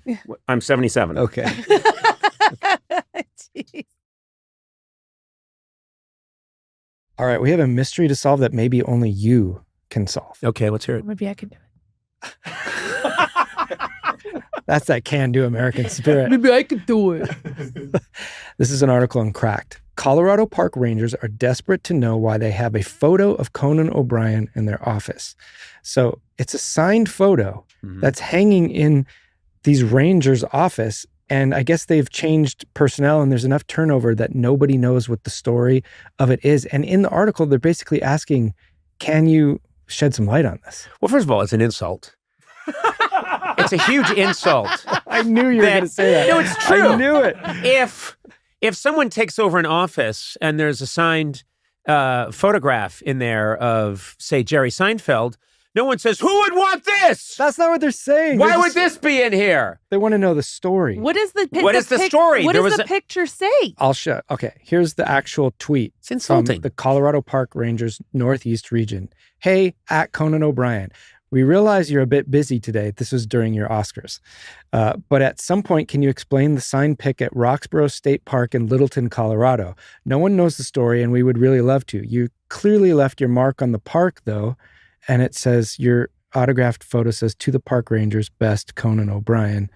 And then they tweeted a picture of all the mountains with little orange pompadours. That's nice. Let me see the photograph. Let's see. Okay, this is a photo of the bearded Conan to the park rangers. All right, well, there I am with in my handsome beard phase. Mm-hmm. Huh. I have an idea of how this happened. Yeah, go ahead. When, you get a lot of fan mail. Yep. And it's your job of your assistant to take the fan mail, get the autograph picture, and then do it. Sometimes, and this is my fault, I would take too long to show you the thing, so you would do it. But at that point, it may have been like a year after we got the actual letter. So somebody may have sent a letter asking for it. So someone said, we here at the park ranger booth. Yeah. Where is it? Colorado? Yes, and apparently it has made the local news there. They're wondering as well. Okay, well, big shocker. Maybe somebody who worked as a park ranger in this area of Colorado took a liking for some reason we don't understand to my comedy stylings and asked me if I would autograph something for the park rangers, and I sent it in and they put it up on the wall and it stayed there. And the fact that it's this big mystery is like someone shoving a hot poker up my ass. It's not, this is insult. I'm going to go back to, it's insulting. We can't figure out, obviously, long before civilized man existed. I don't know if this will help or hurt, but the first ad on this page, too, is a big picture of an enlarged prostate. It has nothing to do with age. Just stop doing this one common thing. Can we play the local news segment that's on that page? There's a video there. I mean, the news. Yeah. Not like the local paper. It's just. Okay, hold on. We'll get there. Meanwhile, comedian Conan O'Brien hosted the show, leading to a very interesting question from Colorado Parks and Wildlife. Where did this picture come from? So they posted this on X on Sunday, a signed photo of Conan O'Brien. Crazy. And asked this question: why does this exist? The signed photo is on the wall in the CPW office in Roxborough State Park down near Littleton. They say no one knows the story behind it, and they would like to find out why he left his mark at the office, Roxborough State Park. Okay. Says to the park rangers. That's awesome. It is cool. I wonder if he stopped down there, if he was in town. He must have, and maybe an ex-employee had it signed. Who knows? I love it. Yeah. Conan, Who knows? Oh my God. Let us know. This must be the most amazing place to live that they have literally no news. This is, I'm sorry, Roxborough State Park. And to those anchors, I'm with what? you. Yeah. What? Why is Conan here? The real question is what? The question is, why would someone like Conan? Why would someone cherish an autographed photo of Conan? What's this doing here? That's what you say. That's what you say when there's like a weird crop circle that no one can explain. What does this mean? I'm sorry, somebody in Roxborough State Park once took a shining to my comedy. Liked you enough to ask for a picture, but didn't take the picture with him Didn't or her. take it with them. It came and they were like, well, you got everything. Hey, what about the picture you had? Leave it. Let's leave it. It'll be a real mystery. It'll probably end up on the news. Why is Conan here? We've got beef now. Colorado, we've got beef. Coming for you. I'm coming for you. I don't even know what that means. I'm coming for you. I know. What do you mean? What are you not- You're well, going to now go there's visit another the mystery. park? Now there's another mystery. What did Conan O'Brien mean when he said, "We're coming for you"? Yeah, exactly. Oh, wow. That is hilarious. That's good. Many delightful things have happened on this podcast over the last 5 years, but I maintain that my favorite audio moment, and this is really saying something because I think we've had some great audio moments, but for me personally, was recently we had Werner Herzog. Great filmmaker, director, documentarian Werner Herzog was on the show. And we're chatting with him. And it was an amazing, I loved the conversation. And I think we got a lot of terrific response about it. I think you guys know where I'm going with this. At one point, he was talking, I think, about pop culture and how he tries to stay somewhat familiar with it. And then inadvertently, out of nowhere, he mentioned a reality show. And I think he qualified it by saying, I'm not sure this is still on any longer. But then he mentioned the reality show, and the name of the show combined with Werner Herzog's unique delivery delighted me. It didn't just delight me, but it stayed in my head for days afterwards. And it's just this lozenge that just keeps on giving. It doesn't lose its power. It was 100% the last thing I expected to come out of his mouth. Exactly. And he got the full title. Nobody calls it that. Everyone just calls it by the name. Yeah, but he got the full title. He said it in his voice, and then the way he says it. So, Eduardo, if you would do the honors, this is Werner Herzog saying something that really makes me happy in 3, 2, 1. Here comes Honey Boo Boo. I'm sorry. It's the boo. Here comes Honey. Again. Yeah. Here comes Honey Boo Boo. How does that not cure cancer, end all wars? Yeah. How does that not reduce carbon emissions worldwide immediately, close the ozone layer? Yeah. Maybe it will. Yeah. I mean, I feel seen.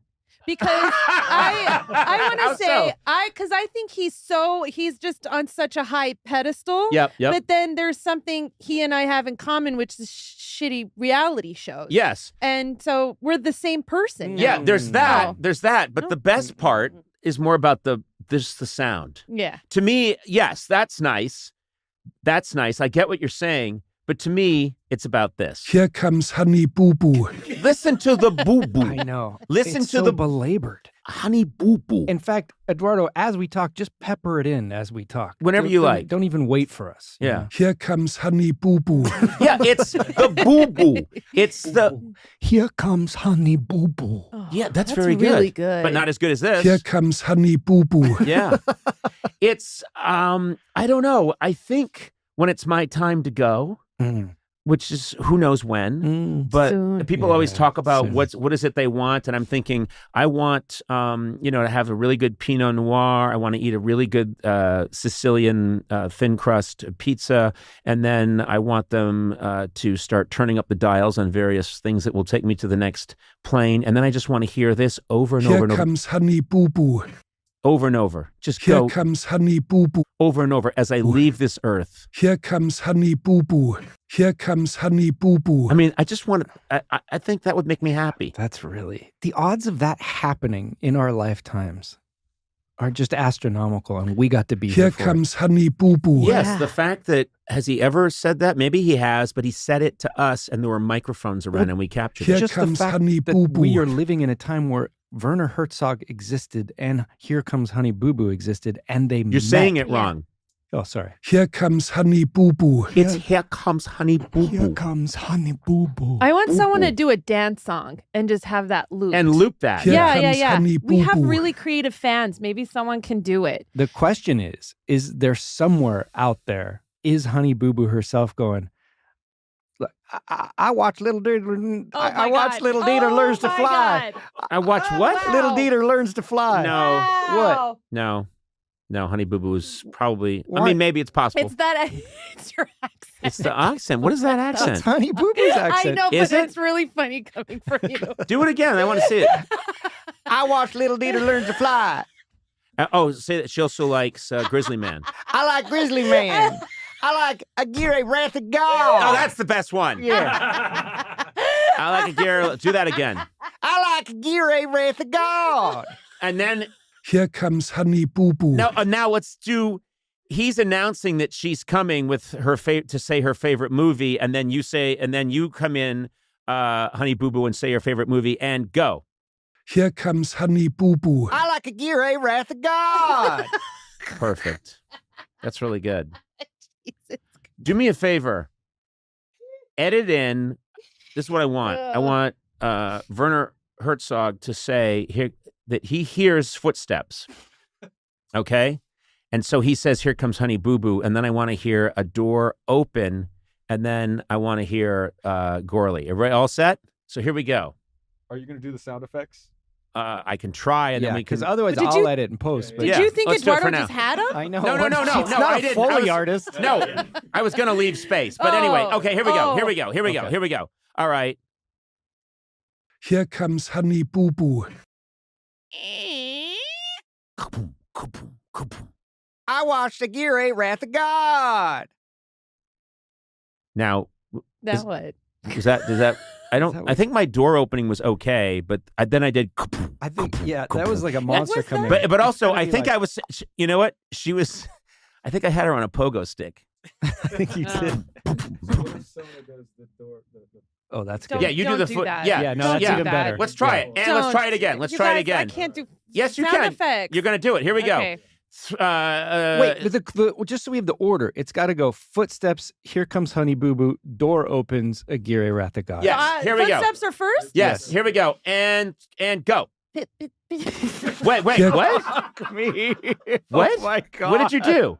What was that? Pithy Pit? Pithy Pit? Pithy Pit? What was Pithy What was Pit? Pithy Pit? I say we keep it. Just do it. Do it. Try it again. Try it again. Pit, pit, pit, pit, pit. Here comes Honey Boo Boo. Then the door.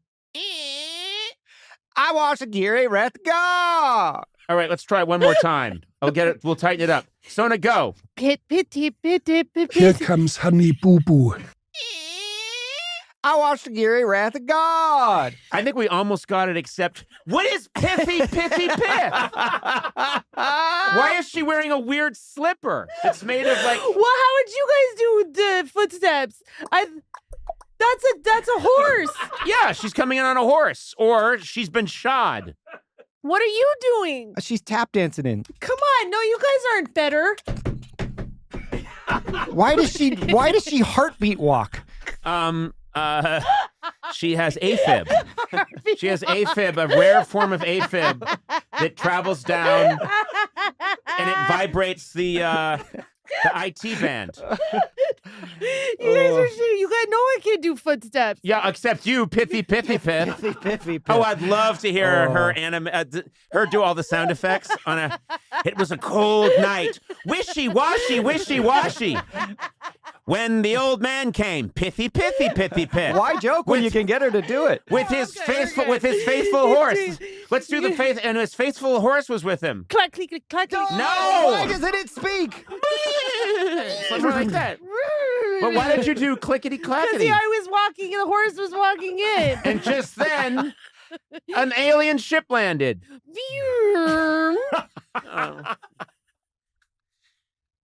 So stupid. And then they made smoothies in a blender. That was a good blender. All right, listen, let's agree that as great as Sona was right now and as fantastic, much fun as we had, good times we had, nothing beats. Here comes Honey Boo Boo. Yeah. Amen. Mr. Herzog, you're our hero. One of the things that I mentioned before we even went on the air is, my wife asked me today, what are you up to? Like, you do something today? And I said, yeah, I'm headed in. And she said, who are you going to? So angry. Will you just do one thing? That's my wife. She said, what's up today? And I said, I'm going in. And she said, who are you talking to?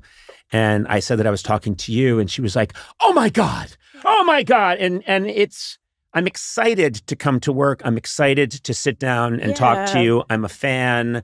You're doing something first and foremost, you're doing really good work. Thank you. But you're also doing something that makes me feel better about where we are, what young people are making.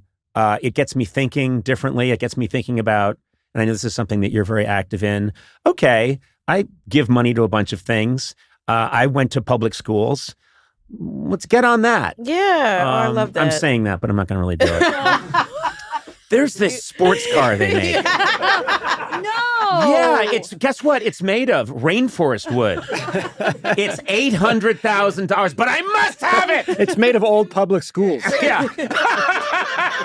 They take books and resources from public schools, and they make this car that runs on rainforest leaves. You can do both. You can have that car and throw a quick little. This is the other thing. People are like, I got to donate all the money to this school. These schools could use a quick little $200. They are not asking for a lot. That's how down bad they are. So anyone listening, you might think like that little $15 doesn't make a difference, but it does. Like it goes such a long way. That's what I love that comes up in the show is so much of your show is about, it's sad, but it's also what I love is the character on your show, the older teacher. Barbara. Barbara, she's what a great character because you're always saying we need to fix everything. And she's saying, if we have to do without, these children will still, she's got this great perspective, which is we will make this work. But I watch it and I think, they need, like I said, they need scissors. They need a rug for the floor. They need, they need a chair over in the corner. There's so much that that I think people think, well, this problem is beyond us. But if every single person said, hey, wait a minute, I can do this. Sona, I know you're very tight with money, but okay. you could control. So what are you talking about? Yeah, Sona, will you pledge right now? Yeah. Sure. I'll give your salary for the next year. Oh, my salary. Yeah. Your salary. No, I gotta get that car. No. That car, it takes existing schools and crushes them down. Conan, you donate, Sona gets you the car. That's how. Okay. Yay! Sorry. What are you talking about? Well, what's funny is you're talking about Barbara, and we were just talking about comedy and everything, but Barbara and Janine are very much built for me. I talked to you about 30 Rock off of Liz Lemon and Jack Donaghy. Yeah. And people don't make that connection, which is great. I don't need them to, but that was the blueprint for me for them because Jack Donaghy is often right. I mean, Yes. it was at a time where you could get away with like a deeply Republican character like that, and it wasn't like violent. And then He's so likable. He was so likable. I mean, what a good job at that role. And then Liz was right too, but I love when two characters are right. It is my favorite thing in the world. I love it. It's the best. You're a huge 30 Rock fan. Huge 30 Rock You brought fan. it up when we were at I did. when I saw you in the green room. We call it the green. It's not green, but anyway, when I saw you in the talent lounge, yes, it's very nice here, by the way. Very nice. Yeah, really it's an old American Airlines lounge that we purchased. But the first thing you did was ask me a 30 Rock trivia question. Yeah, I wanted to know what your favorite 30 Rock joke about you was. It's funny because you said it, and I'm going to get this wrong, and 30 Rock fans can correct me, but there was an episode once.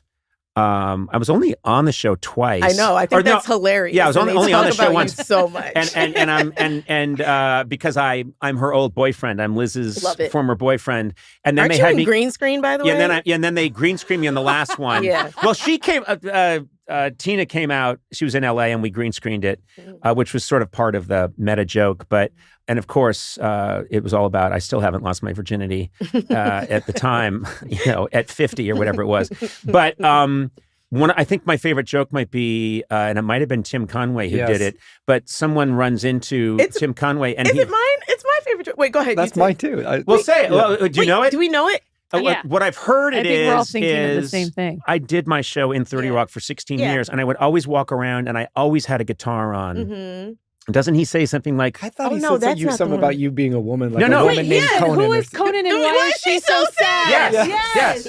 Yeah, well, you gave the joke away as you said it. Well, I didn't know what the guitar. I thought you were on a different joke about a woman. No, I think he goes, I ran into a very tall lesbian in the Yeah. Who is Conan and Who is Conan and why is she so sad? It's just a wonderful fucking joke from top to bottom. And his delivery. I have to say that because I love that joke so much, I started doing bits. Oh, that's for that. I started doing bits where people would say, "Oh, and maybe they'll see you," and they'll go like, "Yeah," and they'll wonder, "How who is that old Dutch lady or whatever?"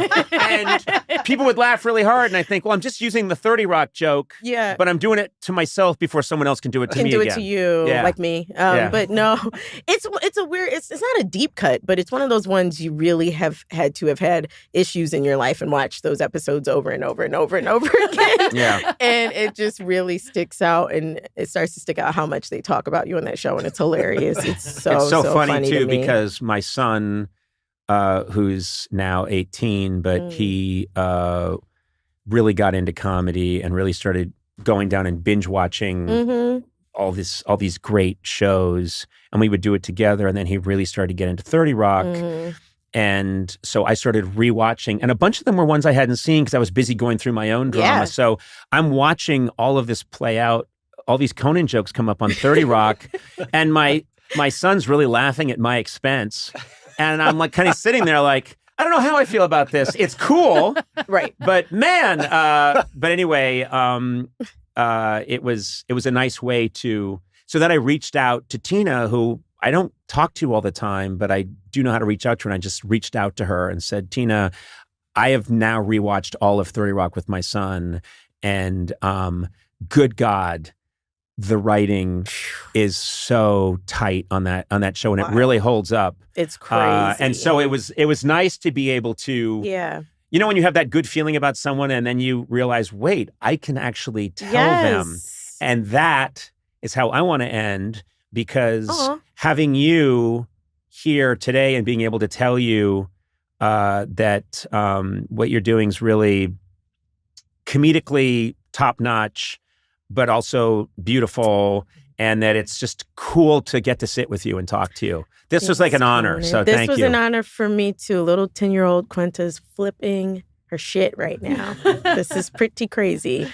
But also, if she's 10, that means I'm only 45. So. Exactly. You did it. You did it. I did it. Finally. Hey, Quinta, congratulations on everything. Always give a holler if we can be of help in any way. I don't even know what that would be. Yes. We can do, first of all, we can be of donate. help. I can donate. Once I that's get, nice, get the car guys. first. Okay. Well, I'm going to get 2 cars because I want to keep one at my... You could buy Dion's car. Used.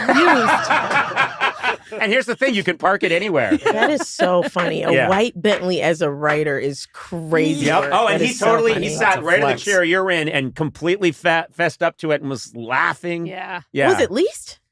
I It believe had to be leased. It was think sorry, so. this is not. And it was a convertible too. Okay, wait. The focus is you were going to say something nice about donating, something that was really. Yeah, you cut me off. I'm sorry. You want to know? Did Dion? I'm saying. So, if you want to donate to schools, here's the number. Hold on. Did Dion lease? Was it a monthly payment? Can you do that on? Anyway, God bless you. Thanks for being here. All of and you. Yeah. Yeah. And this was really fun. Thanks for having me, y'all. Over the years, I guess it's become well known, Sona, that you are my assistant and that you are Armenian. Yes. People just come up to me now, wherever I am, in any situation, and say, Conan, I'm Armenian, Barev! And I know to say, because we went to Armenia together, inch pasek. And then we are everywhere. Everywhere. But the thing is, it's almost like if other people are around and they're like, he's at a urinal, I'll leave him alone. No, Armenians just are like, and I don't mind it. I love them. They're very nice. But I'm starting to notice that they will crash through a wall if I'm alone in a room and go, Conan, Barev! And I'm like, hey, whoa, inch pasek. I will say, I mean, just my experience is we're not great with boundaries. Right. And we don't pick up on social cues of when it's okay and not okay to say. Well, it's always and I okay. think they're really excited They to are see excited, you. and they always want to hear how Sona's doing. They want to know how you're doing. But then I don't imagine that's the case. Matt Gourley. Yeah. Oh, Matt Yes. Gagorlian. Yeah. Matt Gagorlian. I just said Matt Gourley. I just wanted to tweak it a little. I wanted to punch it up. Yeah. It's Gagorlian. But then they ask, they want to know all about you. And I say, you've got these twin boys. Yeah. They want to know, they're always very interested in the fact that who did you marry? And I say, relax, he's Armenian. Yeah. So they don't get mad at me. If you tell them because I am a little self-conscious that I name them such American names, do they look, of course, Mikey and Charlie? No, I never bring that up because I think they might not like it. Oh, really? Yeah, because, I never say, because I was surprised when you told me, when you said the twins are born, this is 3 years ago now, I was so excited. And I said, I'm downstairs. Can I come up at the hospital? And you said, I'd rather you didn't. Just leave whatever gifts you have. And I was like, well, that's weird. I drove all the way. Has anyone cut the umbilical cord yet? Yeah. I really thought I'd be in a big part of and you made it very clear I should just get back in my car and leave. But, and then I said, what are your kids' names? And you went, Mikey and Charlie. And I thought it was going to be, Grudy and Strudy. Right, No. What? Grudy and Strudy. Well, what's wrong with that? First of all, it sounds like you're right. Grudy and Strudy. That's right. Swedish. You're right. I went through.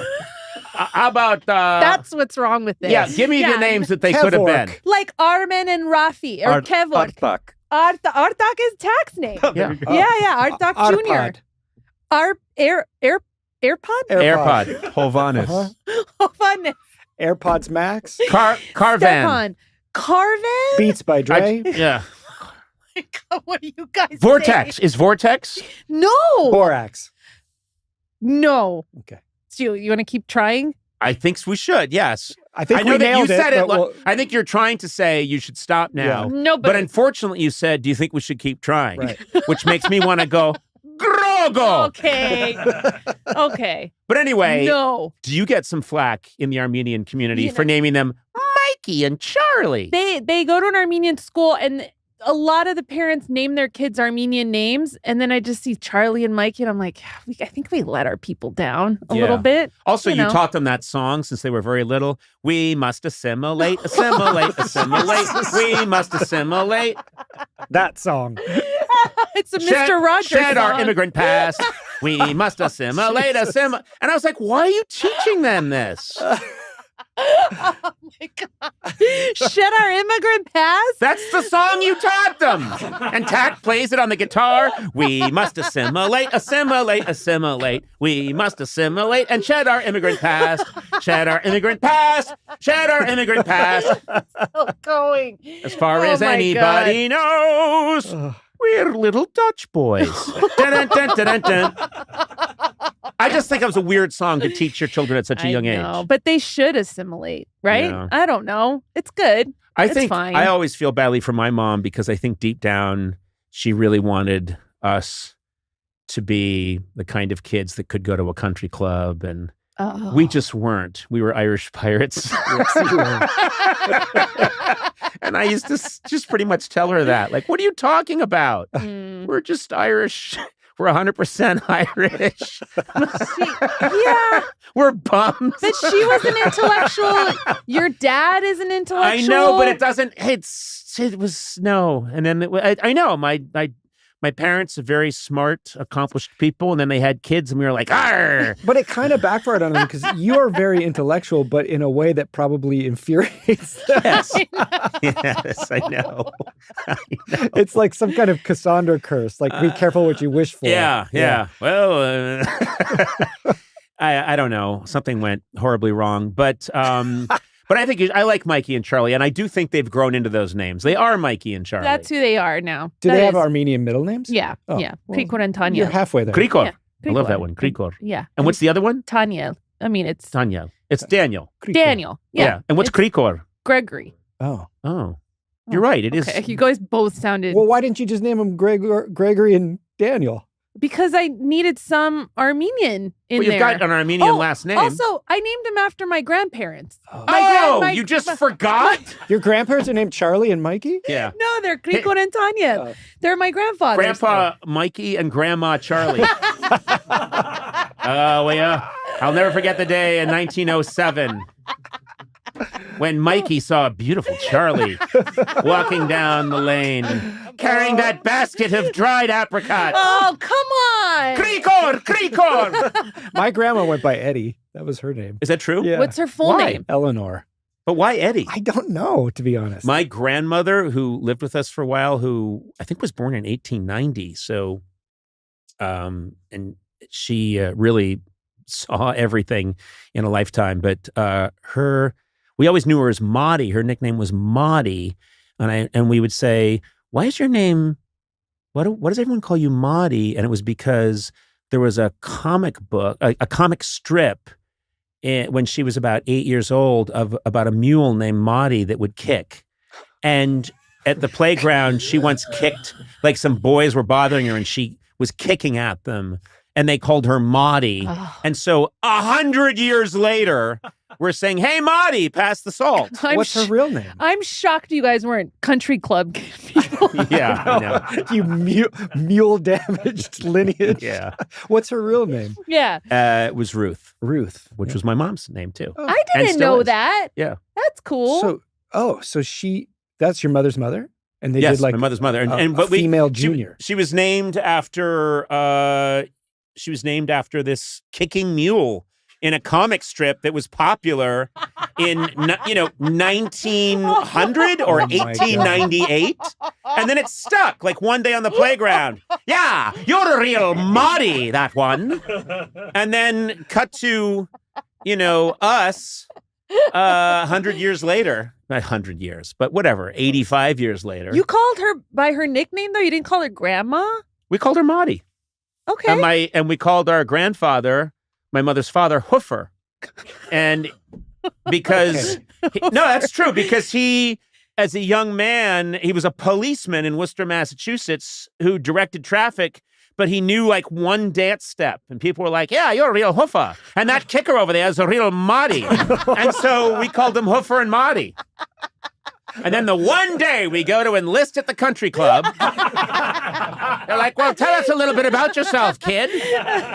Hey, there are 6 of you. You seem to have been born 3 months apart. And your shirts are all torn. Tell us about yourself." "Well, our grandmother's Maudie after the kicking mule. And our cop grandfather is called Hoofer because he knew a dance step. He used to kick the winos with it." "All right, well, there's this back door here you can use. What should I tell my mother? Should I tell her that we're in? And we can come here and eat peanut butter and jam sandwiches?" "No, get the fuck out of here. Do you want to hear about my other grandfather, Shitsy? Get out! Get out!"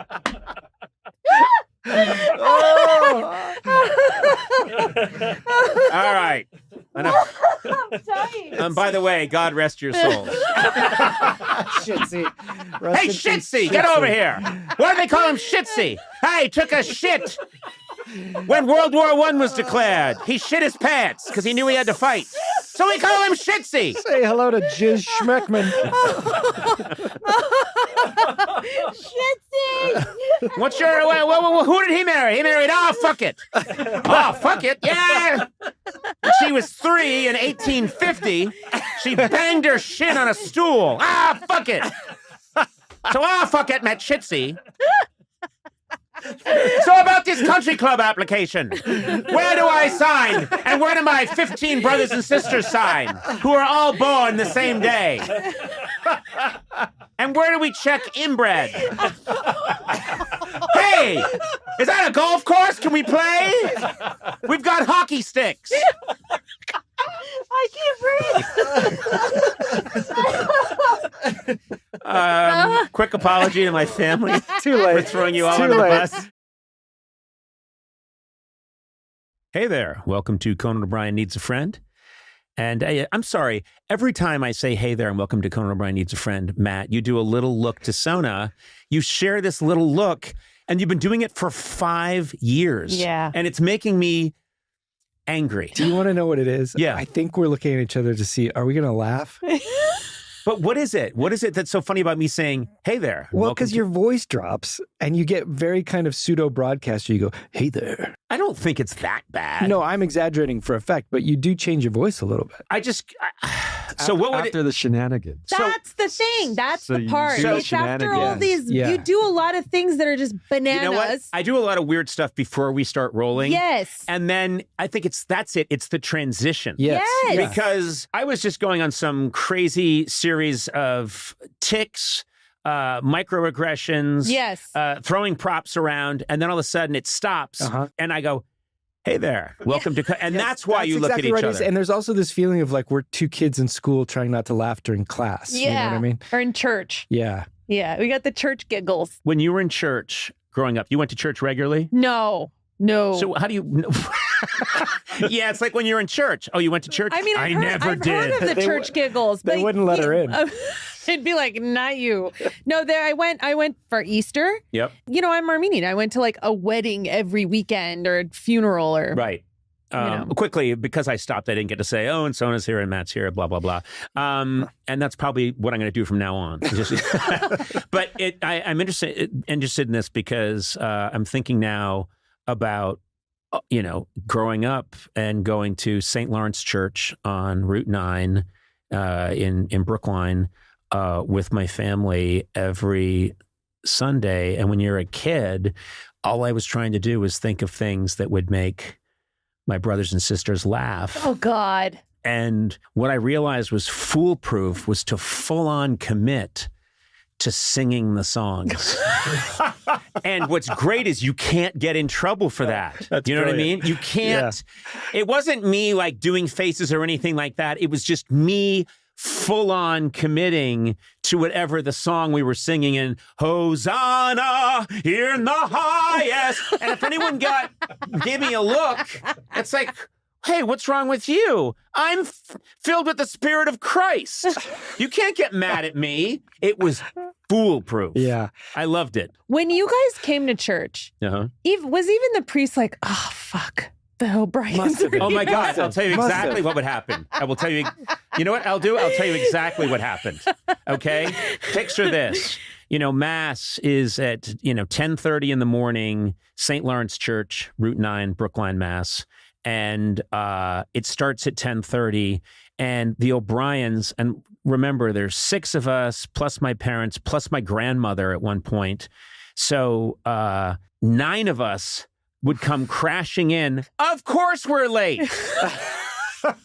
I think I've mentioned this before. I never saw the beginning of a movie because my father was, people who knew my dad used to call it O'Brien time, Dr. O'Brien time. We were late for everything. It was not the kids, it was your dad? No, it was not the kids. Wow. It was, so we'd all get piled into this one goofy station wagon and we'd go up Route 9 and we would come in late. Now, if you come in late, at a Catholic mass, and I'm thinking this goes for everything. I think if you came in late at temple, if you came, whatever religion we're talking about, my guess is that you sort of stay in the back, right? Mm-hmm. Yeah. No, my father he wanted to be up front.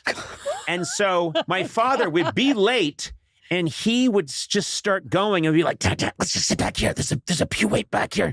And he'd make a face, a big smile. And he'd be like, follow me. And we had to follow him and he'd be going. He kept going and people are looking. And it's like, oh my God, here's the fucking O'Brien hillbillies. And my grandmother's with us going, oh, Moses. And we're like making our way down. It's this crazy procession. And then he would take like third row from the front and push people over. And we'd all be like, Dad. He's like, it's fine. And then, of course, I would get the redheaded one starts singing obnoxious. Yeah, and then the one that looks like a little Lucille Ball with broken teeth would insist. I would insist on like, okay, fucker, you had me sit 2 rows back when we're 20 minutes late.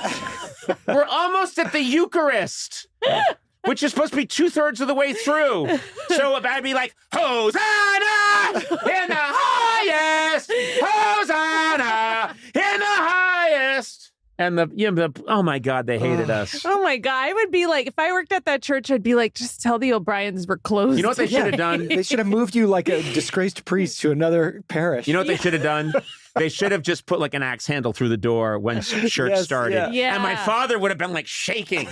It would have been like The Graduate, where Dustin Hoffman's he puts a thing through so that the parents can't get at him and they're all smashing the door. Yeah. My dad would be like Jack Nicholson in The Shining. He would crash through and then his head would stick in. Front row, please. First pew. Oh my God. Oh my God. This Madness. explains so much. I know. But I love them. Your family? No. Jesus? No. My friends in show business. But I love them. Your parents, right? Nah. Everyone in show business. I do have Christmas presents for you guys that are related to the show. If you want. What do you mean? Really? Yeah, hold on one second. Let me drop them off. Oh, okay. Should we talk while Sam's getting these? Or Our should we engineer, wait? Sam, just alerted us that he had presents for us. By the way, when this airs, it'll probably be mid to late January. Yes, they're from me. Matt, I will mail you yours. I got an ad around Christmas time from a store on Etsy that I'd used before, and the email made me laugh so hard. It said, do you have a beautiful name? Have it engraved on an ornament, which made me laugh because it implied I would have my own name made on an ornament like a psychopath. It didn't say like, does a loved one have a beautiful name? So it made me laugh. And then I thought of the most beautiful name I could think of, and I had these made. Merry Christmas, guys. Hey. Oh, that's so nice. Katakai. Look at that. That's beautiful. I think they're supposed to be babies' names. Nice. Isn't that beautiful? Katakai. Well, I haven't mentioned this, but we named our daughter Katakai. Katakai. As you made her? Katakai, as God made her. This is so cool. It's really cool. Sam. Katakai. Thank you, Sam. That's Merry really Christmas. pretty. Sorry, it's mid-January. Yeah. I know. I have. And for crinkling on You know air. what? There's really no reason why a Christmas gift needs to be given at Christmas. Armenian Christmas. No, Yeah. even Armenian. When is Armenian Christmas? It's It like, was January 6th. Yeah. Oh. Is that just why? Are they just being difficult? It's the Orthodox Christmas. What do you mean? Are we just being difficult? Just have it on the. How hard is it to move it to the 25th? A lot of people celebrate it on January 6th. You can't say, "Oh, there's an entire culture celebrate on a different day just to be difficult." No. I Don't be realize that ridiculous. could come across as insensitive. Yeah, you think? I just think, how hard would it be to just slide it? It's a couple of days. Not us. We do it on the 26th. Why can't you push it to January 6th? Because everyone does it on the 25th. Yeah, but just push it. I'm the Irish. The Irish like to have it on March 9th. And the tree has to be upside down. And it has to be shooting Guinness out the bottom of it. Yeah. Well, this is a good time to say Merry Christmas, you two. Oh, for God's sake. What is it now? It's late January. No, we're not. I work so hard to make this an evergreen show, to not have it be like date a Christmas specific. tree? Excuse me? What'd you say? Like a Christmas tree? Evergreen? I like these to be always fresh. People can hear them at any time. Why can't people hear them and be like, oh, they recorded this around Christmas? 'Cause like, we why is didn't. that? That's okay. I want it to constantly be a mystery. I want my movements and motions to be a mystery. Come on. I want people to never know where I am. I'm like Saddam Hussein. I've got doubles out there, triples. I want people to never know what's Conan up to. I don't like it when we're specific about when we're recording or where we're recording. You're the most easily recognizable person I know. Like, yeah, also, you're it's not 1:34 on January 11th. I have a tale to tell, and it's an embarrassing tale. And I think these are the ones you guys like. These are our favorites. This is a true story. I just flew in from Boston. I was seeing my family there. And I check out my family. Hey, you guys are looking. Hey, Mom, Dad, you guys are looking good. Sexy nuclear unit. No, I was checking in on my family and seeing my sibs. And then I go to Logan Airport, and I'm going to take the flight from Boston to Los Angeles. And I am in the line. You wait in the line to hand your stuff over, put it on the conveyor belt. So you're a little distracted, but I'm, taking my belt off. They always say you can leave your belt on, but it always sets it off. So now I take everything off. I'm pretty much naked when I go through that thing. No. But I'm taking everything off. I'm putting it down into this bucket. And this very nice kid who's wearing a white sweater and he has glasses and dark hair. And he says, "Oh, hi, Conan." And he could not have been nicer. He said, your show means a lot to me, or your TV show meant a lot to me. I've listened to Conan O'Brien, Needs a Friend all the time. He is Armenian. He introduces himself. And I think he said his name was Armand. He could not have been nicer. And he was very beautifully talking about what the work has meant to him and all that. And I just had like the nicest conversation with him, and he was kind of holding his phone, but we were just about to go through the x-ray machine, and so he had to put his phone in, and I was kind of thinking, I think he wanted to do a photo, but he didn't. Okay. Hold on. But anyway, we go through, and I'm thinking that guy was so nice. So then they want to look again at one of my bags. I think it's, how many men travel with 9 bottles of hairspray? So it was suspicious. And it's Aquanet. It's for old women. They don't even make it anymore. It was like a 2-day trip. It was a day and a half trip. And it's not all for my hair. But anyway, I'm saying I inhale that stuff. It's an incredible high. Shout out to Aquanet. But anyway, I get through, and I get some of my stuff, and I stand up, and standing there, white sweater, glasses, dark hair, this guy, and I just walk up to him and say, "Hey, let's do a selfie."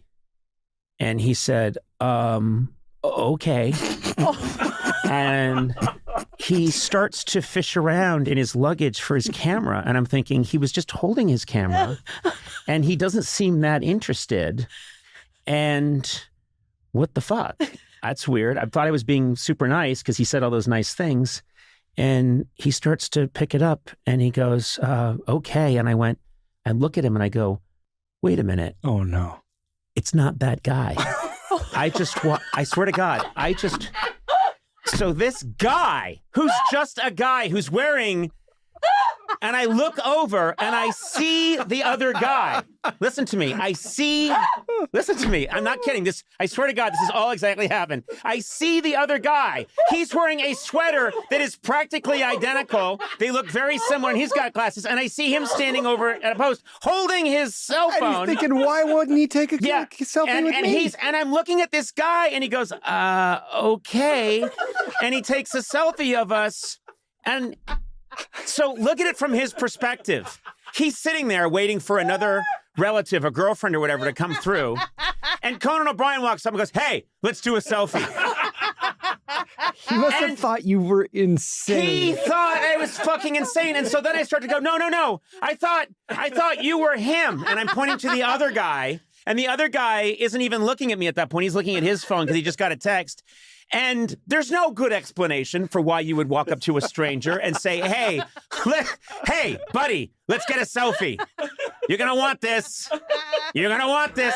So somewhere out there's a guy who isn't a fan, doesn't care, maybe actively dislikes what I do. I came up to him and made him take a selfie. And so then I walk up to the other guy and I said, I'm sorry, I thought he was you. And the other guy, I'm just, now he just thinks, oh, so all non-celebrities look alike to you? No, I think what happened is there was no first guy, and you just got a bad reaction from someone you wanted to take a selfie with. And this first guy's your like Fight Club Tyler Durden guy that gets you to do selfies. Nice try. Yes, that I see phantom people. No, I loved. It was so perfect, and I don't have photos, but if I could show you a photo of what both of them were wearing, you would laugh because somewhere these selfies exist, though. It's as if a higher being, God, said, this is going to be really funny. I'm sending down two people who look somewhat alike, and they're both they're both wearing this very similar sweater and like dark jeans. So whatever, that happened. Oh my God. And I just keep thinking about this guy, just like, okay, where's Sarah? I just got to wait for Sarah to come through. Hey, let's take a selfie. Let's do it right now. Come on, get the camera out. Like you're doing him a favor. Hey, buddy. Yeah. And now I think I've chosen you.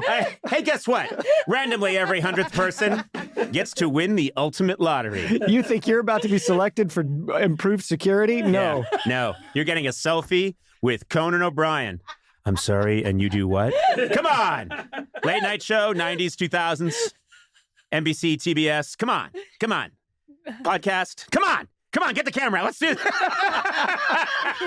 Incredible. That's just happened. That happened 36 hours ago. And I the minute it happened, I said, these exist.